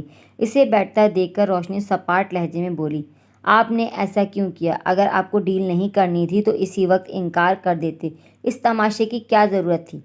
تاکہ آئندہ آپ کسی کو خریدنے کی کوشش کرتے وقت اتنی کانفیڈنٹ نہ ہو۔ شہزاد نے اس سے بھی زیادہ سپاٹ لہجے میں جواب دیا، میں نے آپ کی کمپنی پر کوئی بندوق نہیں رکھ دی تھی، آپ کی مرضی پر فیصلے کا انحصار تھا۔ آپ چاہتے تو آفر قبول کر لیتے، چاہے تو مسترد کر دیتے۔ اس کے الجھن بھرے انداز پر شہزاد تلخی سے بولا، آپ خود ایمانداری سے بتائیں، کیا اتنی بڑی آفر مسترد کرنا انسان کی مرضی پر منحصر ہے؟ شہزاد رک کر اس کی شکل دیکھنے لگا، پھر اسے خاموش پا کر خود ہی بولا، اگر آج سے کچھ مہینے پہلے مجھے ایسی کوئی آفر کی گئی ہوتی، بلکہ 50 لاکھ تو بہت ہے، اگر کوئی صرف 5 لاکھ دینے کی بات کرتا تو میں کسی کو قتل کرنے کے لیے بھی تیار ہو جاتا۔ شہزاد یہ سب کہنے کے ارادے سے نہیں آیا تھا، وہ تو صرف روحان کے کہنے پر چلا آیا تھا، مگر روشنی کے پوچھنے پر غیر ارادی طور پر کہنے لگا، میں نے زندگی میں بہت برا وقت دیکھا ہے، اس لیے مجھے معلوم ہے پیسہ انسان سے کیا کچھ کرا سکتا ہے۔ حالانکہ بہت سے لوگ ایسے ہوتے ہیں جو گناہ کی زندگی جینا نہیں چاہتے، مگر آپ جیسے لوگ انہیں اکساتے ہیں تو وہ نہ چاہتے ہوئے بھی وہ کام کرنے کے لیے رضامند ہو جاتے ہیں جسے وہ خود بھی ٹھیک نہیں سمجھتے۔ کسی کو آزمائش میں ڈالنا اس کی کنپٹی پر بندوق رکھنے کے ہی مترادف ہے۔ اس لیے میرا دل چاہ رہا تھا کہ یہ سارا پیسہ آپ کے لوٹانے کے بجائے میں غریبوں میں بانٹ دوں، مگر پھر میں نے سوچا میری اس حرکت سے آپ کی فرم کے مالکان آپ کی طرف سے مشکوک ہو سکتے ہیں، وہ یہ سوچ کر آپ کو جاب سے بھی نکال سکتے ہیں کہ سارا پیسہ آپ خود کھا گئیں اور ان سے آ کر جھوٹ بول دیا، اور میں کسی کے روزگار پر لات مارنے والوں میں سے نہیں ہوں۔ روشنی سوچ کر تو بہت کچھ آئی تھی کہ اس کے سامنے یہ کہے گی وہ کہے گی، مگر شہزاد کو بولتا دیکھ کر وہ اپنی تقریر بھول گئی تھی۔ خود شہزاد بھی بلا ارادہ بول رہا تھا، بلکہ بات کرتے وقت اس کا ذہن کہیں سے کہیں چلا گیا تھا۔ وہ دیکھ اسے رہا تھا، مگر اس کی آنکھوں کے سامنے اپنی گزشتہ زندگی کی پیچیدہ ترین دن کسی فلم کی طرح چل رہے تھے۔ تم میرے بارے میں سب کچھ پتہ کر کے آئی تھی، نہ کہ میں کون ہوں، کہاں سے آیا ہوں۔ تم نے سوچا ہوگا ایسی عورت کا بیٹا کسی بھوکے کتے کی طرح رال ٹپکاتا تمہاری آفر قبول کر لے گا۔ لیکن اگر تم میری ماں سے ملی ہوتی تو مجھے اتنی بڑی رقم دینے کی غلطی کبھی نہ کرتی۔ ان کے بارے میں جو کچھ تم نے سنا اور پھر اس کی روشنی میں تم نے ان کے بارے میں جو بھی رائے قائم کی، وہ اس ایک سبق سے غلط ثابت ہو گئے ہوں گے۔ آئندہ سنی سنائی بات پر کبھی یقین مت کرنا۔ شہزاد کے جسم میں خون کی گردش تیز سے تیز ہو گئی تھی۔ وہ کرسی گھسیٹ کر کھڑا ہو گیا اور اس کی طرف دیکھے بغیر واپسی کے لیے مڑ گیا، جبکہ وہ وہیں حق تک بیٹھی کی بیٹھی رہ گئی۔ مگر 15 منٹ بعد جب روحان وہاں پہنچا تو وہاں شہزاد موجود تھا، نہ کوئی لڑکی۔ کچھ دیر تو روحان ادھر ادھر دیکھتا رہا، آخر مجبوراً اسے شہزاد کو فون کرنا پڑا۔ تب اس کے استفسار پر شہزاد کہنے لگا، سوری روحان بھائی، میں آپ کا انتظار کیے بغیر ہی اسے پیسے لوٹا کر وہاں سے نکل گیا۔ کیوں؟ شہزاد کی بات سے زیادہ اس کے ازمودہ لہجے پر روحان چونک اٹھا۔ بس یاد ہی نہیں رہا کہ آپ آنے والے ہیں، میں اسے پیسے دے کر میں شاید 5 منٹ ہی رکا ہوں۔ وہ نہایت صاف گوئی سے بولا تو ایک لمحے کے لیے روحان کو شدید غصہ آیا، مگر اگلے ہی پل اس نے خون کے گھونٹ پیتے ہوئے بظاہر عام سے انداز میں کہا، کوئی بات نہیں، تم گھر پر ہونا، آفس کا کام ختم ہو گیا، میں بھی گھر پر آ رہا ہوں۔ نہیں، میں تو گھر پر نہیں ہوں۔ تو پھر کہاں ہو تم؟ روحان نے ٹھٹک کر پوچھا۔ ایسے ہی بس سڑک پر پھر رہا ہوں۔ شہزاد کا لہجہ بہت کھویا کھویا سا تھا۔ روحان بری طرح الجھ گیا۔ شہزاد تم ٹھیک تو ہو نا؟ روحان نے گفتگو لہجے میں پوچھا۔ مجھے کیا ہوگا؟ شہزاد نے بڑبڑانے والے انداز میں کہا اور اللہ حافظ کہہ کر فون بند کر دیا۔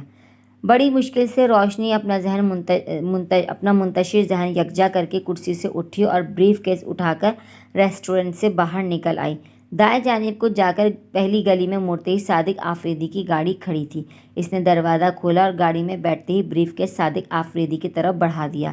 پبلک پلیس میں بریف کیس کھول کر دیکھنے کی میری ہمت نہیں ہوئی، مگر مجھے یقین ہے جس طرح ہم نے بریف کیس دیا تھا وہ ویسے ہی واپس آ گیا ہے، اس میں سے 1 روپیہ بھی کم نہیں ہوا۔ صادق آفریدی اس کے نڈھال چہرے کو حیرانی سے دیکھنے لگے۔ اتنے یقین کی کوئی وجہ؟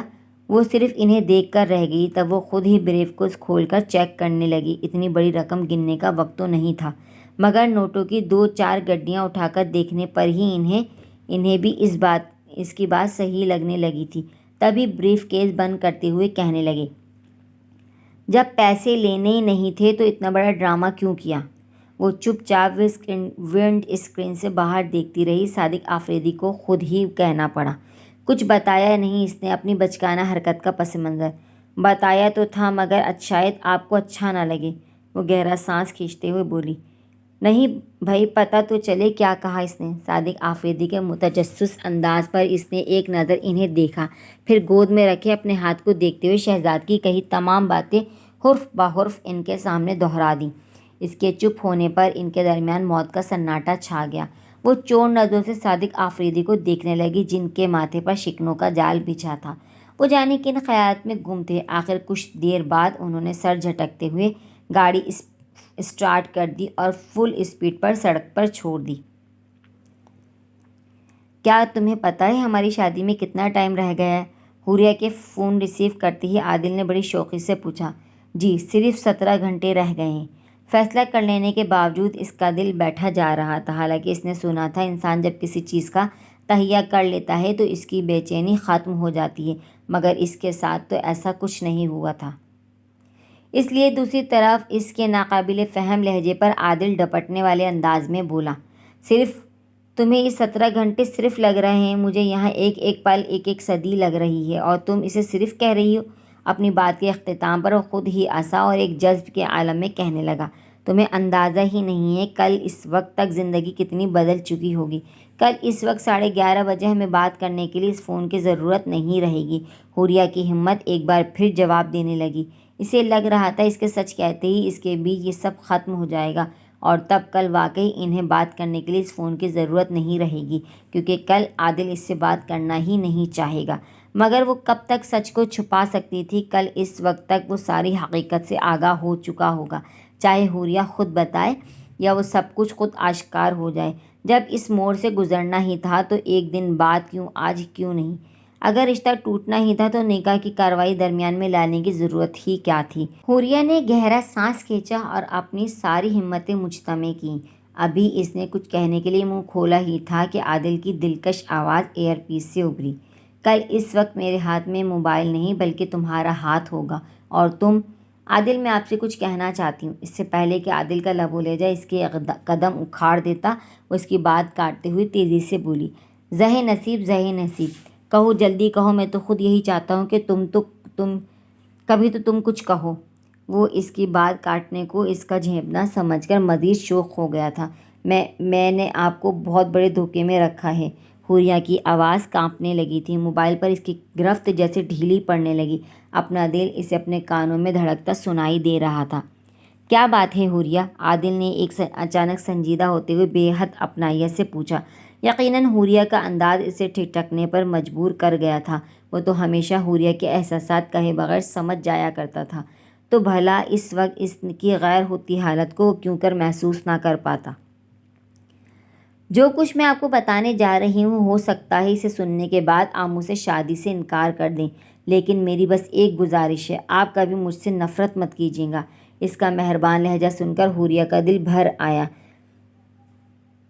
یہ خیال ہی کتنا روح فرسا تھا کہ یہ خلوص اور محبت سے گندہ لہجہ دکھ اور نفرت کی نڈر نظر ہو جانے والا تھا۔ یہ ساری چاہت اور شوقی غصے اور حقارت میں تبدیل ہونے والی تھی۔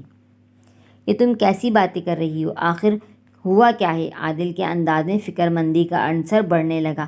صاف ظاہر تھا کہ حوریہ کی گفتگو سے پریشان کرنے لگی تھی اور وہ مزید ستانا نہیں چاہتی تھی، اس لیے بغیر رکے ایک سانس میں ہی کہہ گئی، میں بچپن سے بینائی کی نعمت سے محروم ہوں، میں دیکھ نہیں سکتی۔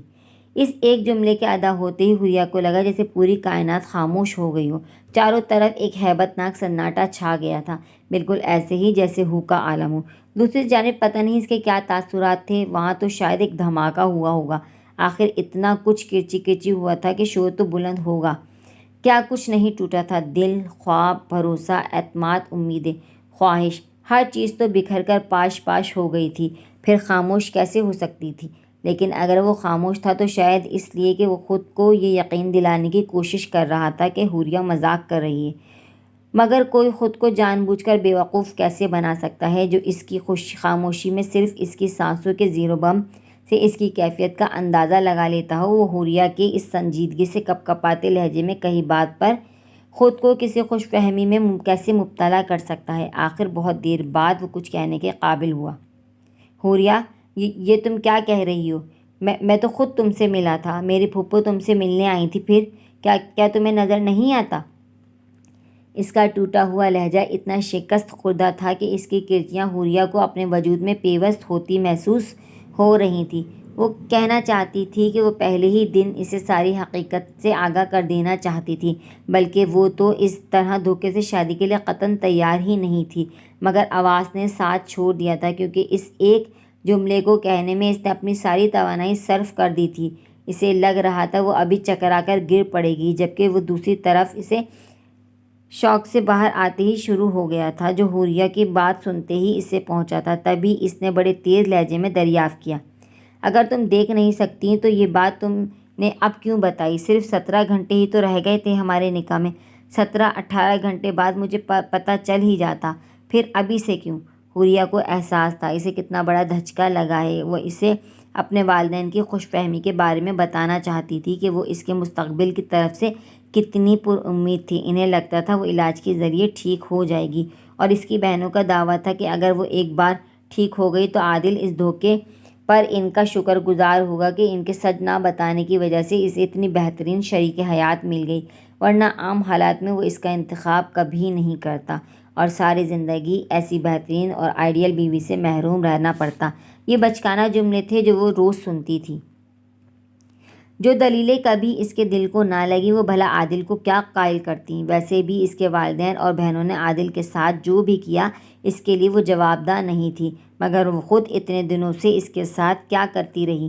اس کا حساب تو اسے دینا ہی تھا۔ وہ جانتی تھی اس کی دادی بہت بیمار ہیں، اپنے پوتے کے لیے لڑکی نہیں ڈھونڈ سکتی، اور اس نے ان کی اس بے بسی کا فائدہ اٹھایا ہی نہیں بلکہ ان کی اتنی سیریس کنڈیشن دیکھ کر بھی کہ نہیں سوچا کہ جب انہیں اس دھوکے کا علم ہوگا تو ان کا بیمار نہیں وجود اس صدمے کو کیسے جھیل پائے گا۔ اس کے پاس عادل کو دینے کے لیے کوئی معقول جواز نہیں تھا، کوئی دل کی لگتی دلیل نہیں تھی، اور پھر شاید عادل اس کی صفائی وضاحت سننا بھی نہیں چاہتا تھا، یا پھر وہ صدمے کے زیر اثر بات کرنے سے قاصر تھا۔ بہرحال وجہ جو بھی ہو، اس نے بغیر کچھ کہے لائن کاٹ دی۔ اس کا یہ رویہ حوریہ کو جیتے جی قبر میں اتار گیا تھا۔ وہ تکیے پر گر کر پھوٹ پھوٹ کر رونے لگی۔ اس کی گھٹی گھٹی چیخیں اس کے اندر ہی دم توڑ گئی تھیں کہ اس کے پاس سوئی اس کی بہنوں کو بھی احساس نہیں ہو سکتا تھا کہ اس پر کیا قیامت گزر گئی ہے، کیونکہ قیامت تو اب ٹوٹنے والی تھی اس گھر پر جس کے سامنے حوریہ کے دل پر مچی تباہی کچھ بھی نہیں تھی۔ گھر کے ماحول میں ایک تبدیلی اس وقت آئی جب روحان شہزاد کو لے کر گھر آیا تھا۔ اس وقت صادق آفریدی اور شہزاد دونوں کا تلخ و سرد لہجہ روحان کے لیے حیران کن نہیں تھا، کیونکہ وہ ان کے پس منظر سے واقف تھا، مگر جب سے ان کی کمپنی کو فیلکن کمپنی کا ٹینڈر ملا تھا گھر کا ماحول پھر سے تبدیل ہو گیا تھا، مگر اس بار صادق آفریدی اور شہزاد دونوں کا رویہ اس کی سمجھ سے باہر تھا۔ شہزاد کی خاموشی میں ایک طرح کی اداسی چھپی تھی۔ وہ کیوں اتنا اپسٹ تھا،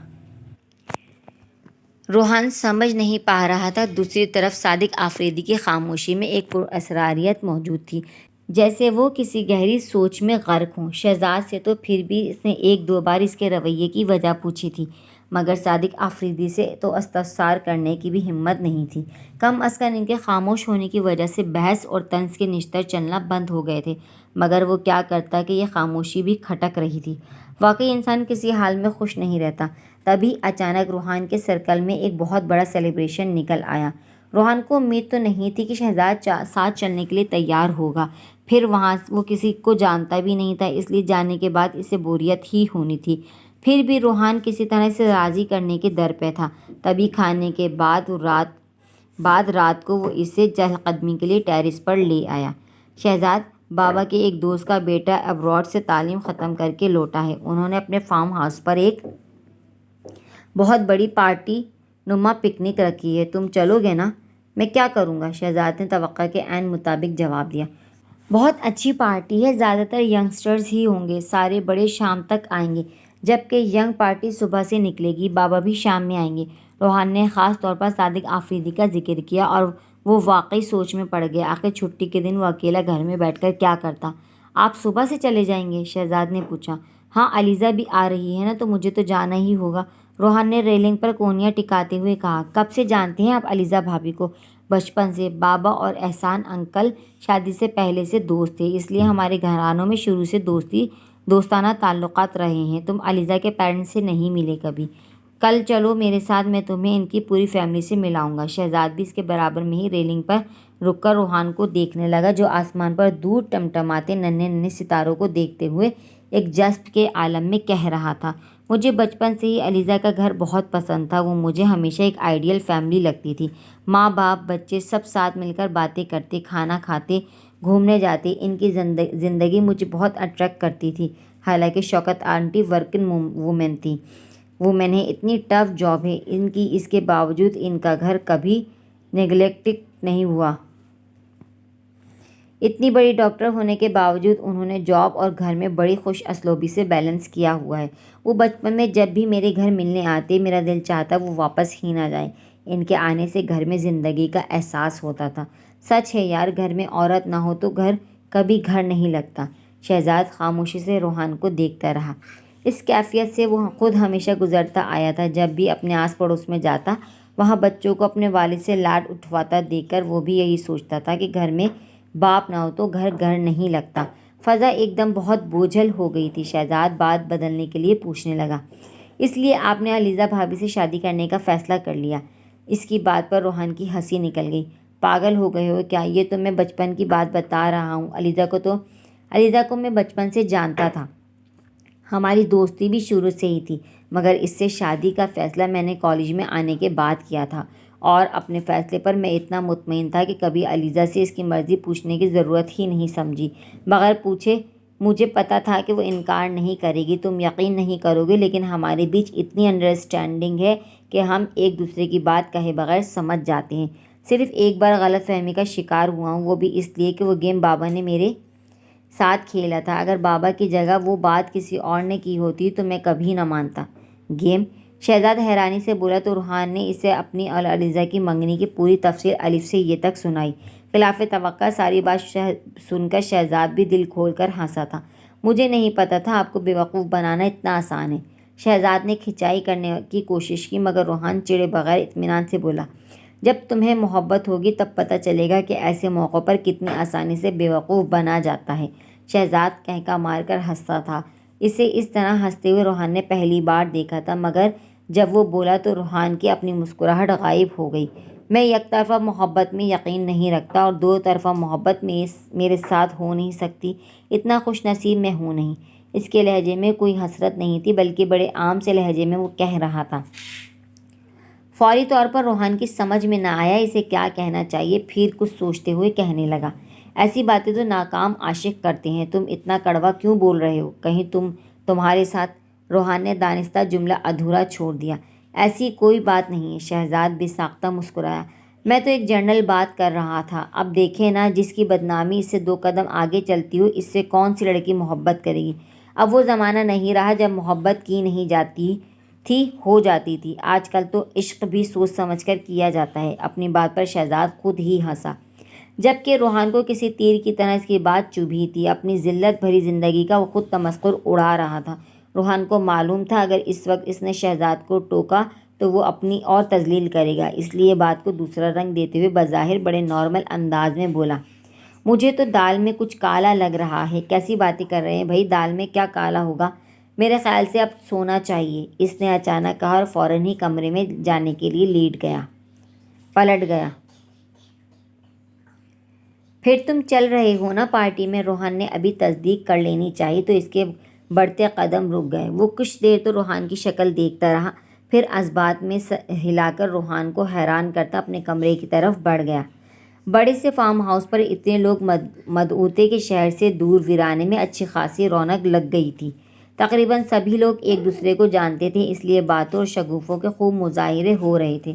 روحان اسے کئی لوگوں سے ملواتا لڑکیوں کے گروپ کے پاس لے آیا جہاں وہ علیزہ کے علاوہ کسی کو نہیں جانتا تھا۔ ارے تم بھی آئے ہو، میں تو سمجھ رہی تھی تم کوئی بہانہ کر کے رک جاؤ گے۔ علیزہ نے اس پر نظر پڑتے ہی اتنی بے تکلفی سے کہا کہ شہزاد خجل ہو کر روحان کو دیکھنے لگا۔ میں نے کہا تھا چلنے کے لیے انکار کیسے کرتا؟ روحان مسکرایا۔ کسی نے اسے آواز دی تو ان سب سے ایکسکیوز کرتا ایک طرف پلٹ گیا اور شہزاد کی جان مشکل میں آ گئی۔ سلام تو کر لو، بڑی ہوں تم سے رشتے میں بھی اور عمر میں بھی۔ علیزہ کا انداز صاف چھیڑنے والا تھا مگر اسے بدستور خاموش دیکھ کر وہ اپنے ساتھ بیٹھی لڑکیوں کا تعارف کرانے لگی۔ شہزاد کو دلچسپی تو تھی نہیں، وہ بے دھیانی سے سنتا رہا، بلکہ وہ سوچ رہا تھا کیا بہانہ کر کے یہاں سے نکلے کہ تبھی 2 اور لڑکیاں علیزہ کے قریب چلی آئیں اور اپنی باتوں میں اتنی مگن تھی کہ علیزہ کو انہیں چپ کراتے ہوئے شہزاد کی طرف متوجہ کرنا پڑا تھا۔ ان میں سے ایک تو شہزاد پر نظر پڑتے ہی ساکت ہو گئی، جبکہ دوسری بڑی خوش دلی سے بولی، اچھا آپ ہیں شہزاد بھائی، مجھے آپ سے ملنے کا بڑا شوق تھا۔ میں نے باجی سے پوچھا بھی تھا کہ آپ آئیں گے یا نہیں، مگر علیزہ باجی نے کہا آپ کا آنا تقریباً ناممکن ہے۔ مجھے بڑا دکھ ہوا۔ کیوں؟ شہزاد کے منہ سے بلا ارادہ نکلا۔ بھائی آپ کا اتنا ذکر جو سنا ہے، بلکہ باجی بتا رہی تھی آپ نے آفس جوائن کرتے ہی بہت بڑا ٹینڈر حاصل کر لیا ہے۔ اس کے جوش میں کوئی کمی نہیں آئی تھی۔ آخر علیزہ کو بیچ میں بولنا پڑا، شہزاد یہ میری بہن ہے عروبہ، اور اسے تو تم جانتے ہی ہوں گے، یہ رمیسہ ہے۔ شہزاد نے بالکل غیر ارادی طور پر اس دوسری لڑکی کی طرف دیکھا تھا جو آتے ہی تو عروبہ کے ساتھ تھی مگر اب اس کے پیچھے کھڑی تھی، تھوڑی سینے سے لگائے وہ ایسے آنکھوں کو مل رہی تھی جیسے آنکھ میں کچھ چلا گیا ہو۔ اس کے اس طرح چھپنے کی کوشش کرنے پر شہزاد اس پر دوسری نظر بھی ہرگز ڈالتا، لیکن ایک تو علیزہ نے تعارف کراتے ہوئے کہہ دیا تھا کہ تم اسے جانتے ہی ہوں گے، ورنہ اس پر نظر پڑتے ہی وہ چونک اٹھا تھا۔ چہرہ واضح طور پر نظر نہ آنے کے باوجود وہ اس کے آدھے رخ سے ہی اسے پہچان گیا تھا۔ یہ چہرہ تو اس کے ذہن پر نقش ہو گیا تھا۔ خود کو روشنی کہہ کر متعارف کرانے والی اس لڑکی کا نام علیزہ نے رومیسا بتایا تھا۔ ابھی حیران ہونے کے لیے اتنی باتیں ہی کافی تھیں کہ اس پر علیزہ کی آگے کی تفصیل مزید انوکھی تھی۔ یہ تمہاری ہی فرم میں ہوتی ہے، اور رومیسا تم بھی شہزاد سے مل چکی ہوں گی نا؟ یہ روحان کا بھائی ہے۔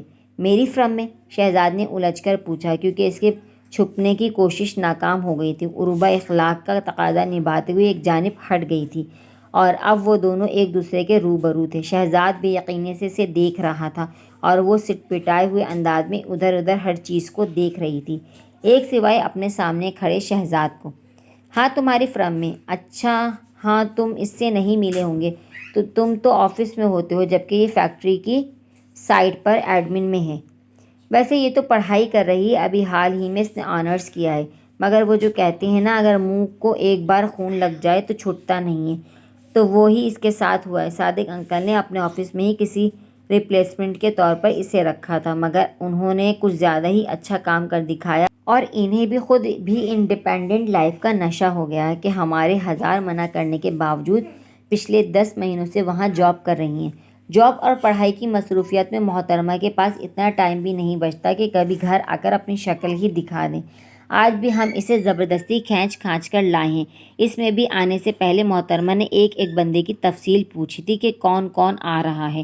علیزہ کہتی چلی گئی، شاید ان میں آپس میں بہت زیادہ بے تکلفی تھی، تبھی تو وہ کہہ تو شہزاد سے رہی تھی، مگر سنا رومیسا کو رہی تھی۔ خود شہزاد کی بھی نظریں رومیسا پر جمی تھیں، مگر اس کی آنکھوں کے سامنے وہ منظر گھوم رہا تھا جب رومیسا نے نہایت اطمینان سے اور نہایت اعتماد سے اپنا تعارف کراتے ہوئے خود کو ہسن اینڈ سنز کی چیف ایگزیکٹو بتایا تھا۔ جتنا اعتماد اس وقت اس کے لہجے میں تھا، آج اتنی ہی گھبراہٹ اس کے چہرے پر تھی۔ صاف ظاہر تھا وہ شہزاد سے سامنا ہو جانے کے لیے بالکل بھی تیار نہیں تھی۔ اگر اسے ذرا بھی علم ہوتا کہ شہزاد یہاں ہوگا تو وہ یہاں کبھی نہ آتی۔ شہزاد کا ذہن اس گتھی کو سلجھانے سے قاصر تھا جب وہ ہسن اینڈ سنز میں چیف ایگزیکٹو کی جاب پر تھی ہی نہیں تو وہ اس کے سامنے اس حیثیت سے کیوں آئی، اور کیوں اس سے وہ کاغذات حاصل کرنے کے لیے ہلکان ہوئی۔ وہ سب مذاق نہیں تھا، کیونکہ وہ اصلی نوٹ تھے۔ اتنی بڑی رقم کوئی مذاق میں ہرگز نہیں دے سکتا۔ عروبہ اس کی کیفیت سے بے خبر، اس سے جانے کیا کیا بولے جا رہی تھی۔ شہزاد نے پہلے تو اس کی باتوں پر دھیان دینے کی کوشش کی، مگر جب وہ خود کو کمپوز کرنے میں کامیاب نہ ہو سکا تو روحان کے بلانے کا بہانہ کرتا وہاں سے ہٹ گیا۔ زیادہ تر لڑکے گھڑ سواری میں مگن تھے، شہزاد بھی وہیں جا بیٹھا۔ ان سب سے قدرے ہٹ کر وہ بظاہر ان کا شوق ملاحظہ کرتا رہا، مگر حقیقتاً اس کا ذہن مسلسل اسی نکتے پر سوچ رہا تھا کہ تبھی اسے اپنے قریب کسی کی آہٹ محسوس ہوئی۔ شہزاد نے پلٹ کر دیکھا تو رومیسا اور روشنی اس سے چند قدم کے فاصلے پر کھڑی تھی۔ اس کے چہرے پر پھیلی شرمندگی کو دیکھ کر شہزاد چپ چاپ اس کے بولنے کا انتظار کرنے لگا، مگر اس کی سمجھ میں نہیں آ رہا تھا کہ بات کہاں سے شروع کرے۔ آخر شہزاد کو ہی بولنا پڑا۔ معافی کے فضول مکالمے سننے میں مجھے کوئی دلچسپی نہیں ہے، صرف یہ بتا دو کہ یہ سب تم نے کیوں کیا۔ وہ کچھ دیر تو سر جھکائے ہونٹ کاٹتی رہی، پھر بڑی آہستگی سے بولی، اگر آپ وعدہ کریں اس بات کا ذکر روحان بھائی سے نہیں کریں گے تو میں آپ کو سب بتا سکتی ہوں۔ شہزاد بے یقینی سے اسے دیکھنے لگا، مگر وہ اس کی اگلی بات سننے کا شدت سے منتظر تھا، اس لیے اپنی حیرت پر قابو پاتے ہوئے تیزی سے بولا، ٹھیک ہے، میں روحان بھائی سے کچھ نہیں کہوں گا، اب بولو۔ مجھ سے صادق انکل نے کہا تھا آپ سے ملنے کے لیے۔ شہزاد کو لگا آسمان اس کے سر پر گر پڑا ہو، یہ بات تو اس کے وہم و گمان میں بھی نہیں تھی۔ صادق آفریدی اور اتنی گری ہوئی حرکت۔ رومیسا انگلیاں مروڑتے ہوئے بڑے شرمسار لہجے میں کہنے لگی، صادق انکل کے مجھ پر بہت احسانات ہیں، میرے پاپا صادق انکل کے دوست تھے، میرے پیرنٹس کی ڈیتھ میرے بچپن میں ہو گئی تھی، تب سے آج تک صادق انکل نے ہی مجھے باپ بن کر پالا ہے۔ کہنے کو تو میں بہت عرصے پہلے علیزہ باجی کے گھر پر رہی ہوں، لیکن میرا خرچ ہمیشہ صادق انکل نے ہی اٹھایا ہے۔ اگر ان کے گھر میں ان کی بیوی ہوتی تو مجھے اپنے پاس ہی رکھتے، مگر وہ نہیں چاہتے تھے کہ لوگوں کو ان باتیں بنانے کا موقع ملے۔ انہوں نے میرے لیے اتنا کچھ کیا کہ جب انہوں نے مجھے آپ کے بارے میں بتایا تو میں انکار نہ کر سکی۔ ویسے بھی ان کی باتوں سے لگ رہا تھا آپ صرف اور صرف انہیں تباہ کرنے یہاں آئے ہیں، اور جو شخص صادق انکل کا دشمن ہو وہ میرا بھی دشمن ہے۔ اسے بے نقاب کرنے کے لیے میں کچھ بھی کر سکتی تھی، اور یہاں تو صرف ایک بار آپ سے ملنے جانا تھا، مگر یہ تو میں نے سوچا ہی نہیں تھا کہ آپ اتنی بڑی رقم لوٹا بھی سکتے ہیں۔ اب اگر یہ بات روحان بھائی کو معلوم ہو گئی تو رمیسا نے جان بوجھ کر جملہ ادھورا چھوڑ دیا۔ اس کی گھبراہٹ دیکھ کر شہزاد کی حیرت غصے میں تبدیل ہوتی جا رہی تھی۔ دل تو چاہ رہا تھا ابھی جا کر روحان کو سب بتا دے، مگر وہ اپنی بات سے پھر جانے والوں میں سے نہیں تھا۔ لیکن اپنا غصہ ضبط کرنے کی بھی اس نے کوشش نہیں کی۔ صادق آفریدی اگر تم سے کہیں گے کنویں میں کود جاؤ تو کیا تم کود جاؤ گی؟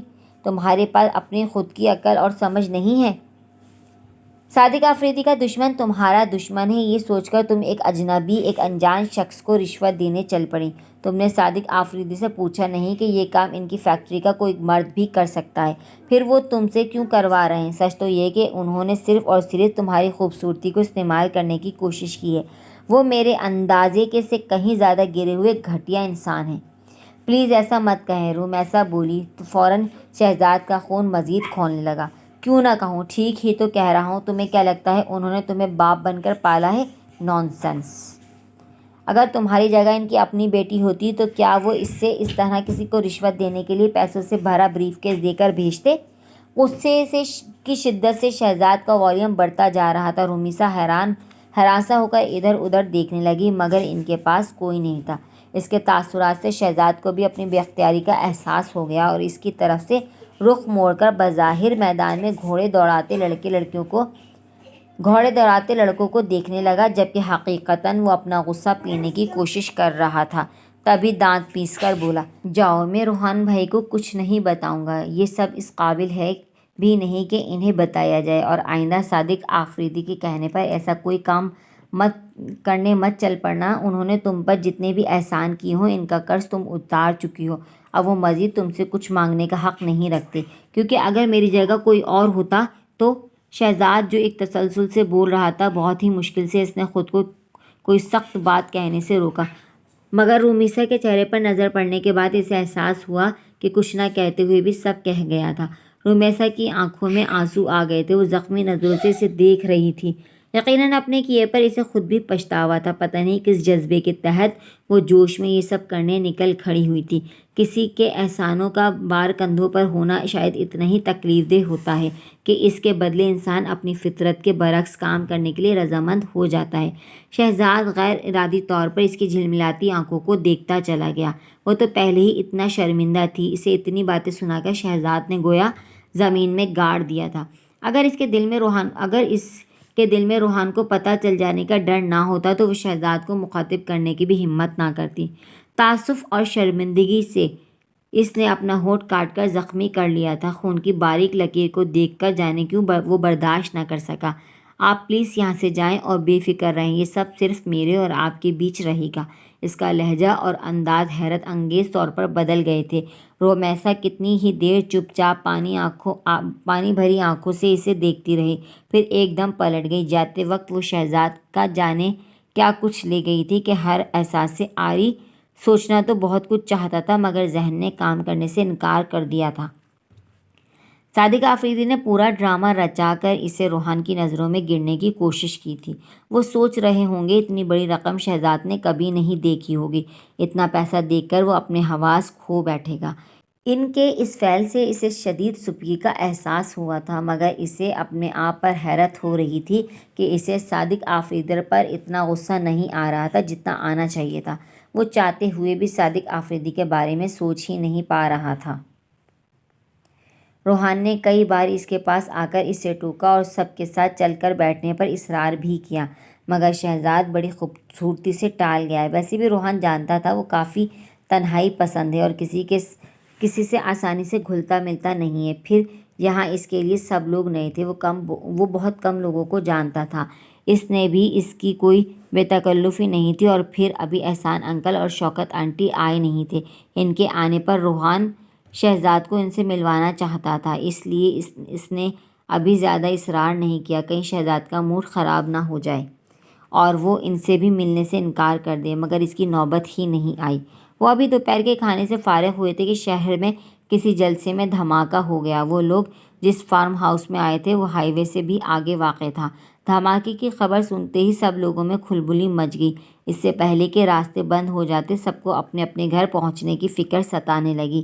ان میں سے کافی لوگ ایک کوچ بک کرا کر آئے تھے، اور کیونکہ ان کا ارادہ رات کو 10-11 بجے یہاں سے نکلنے کا تھا، لہٰذا کوچ کا ڈرائیور انہیں اتار کر کسی کام سے چلا گیا تھا۔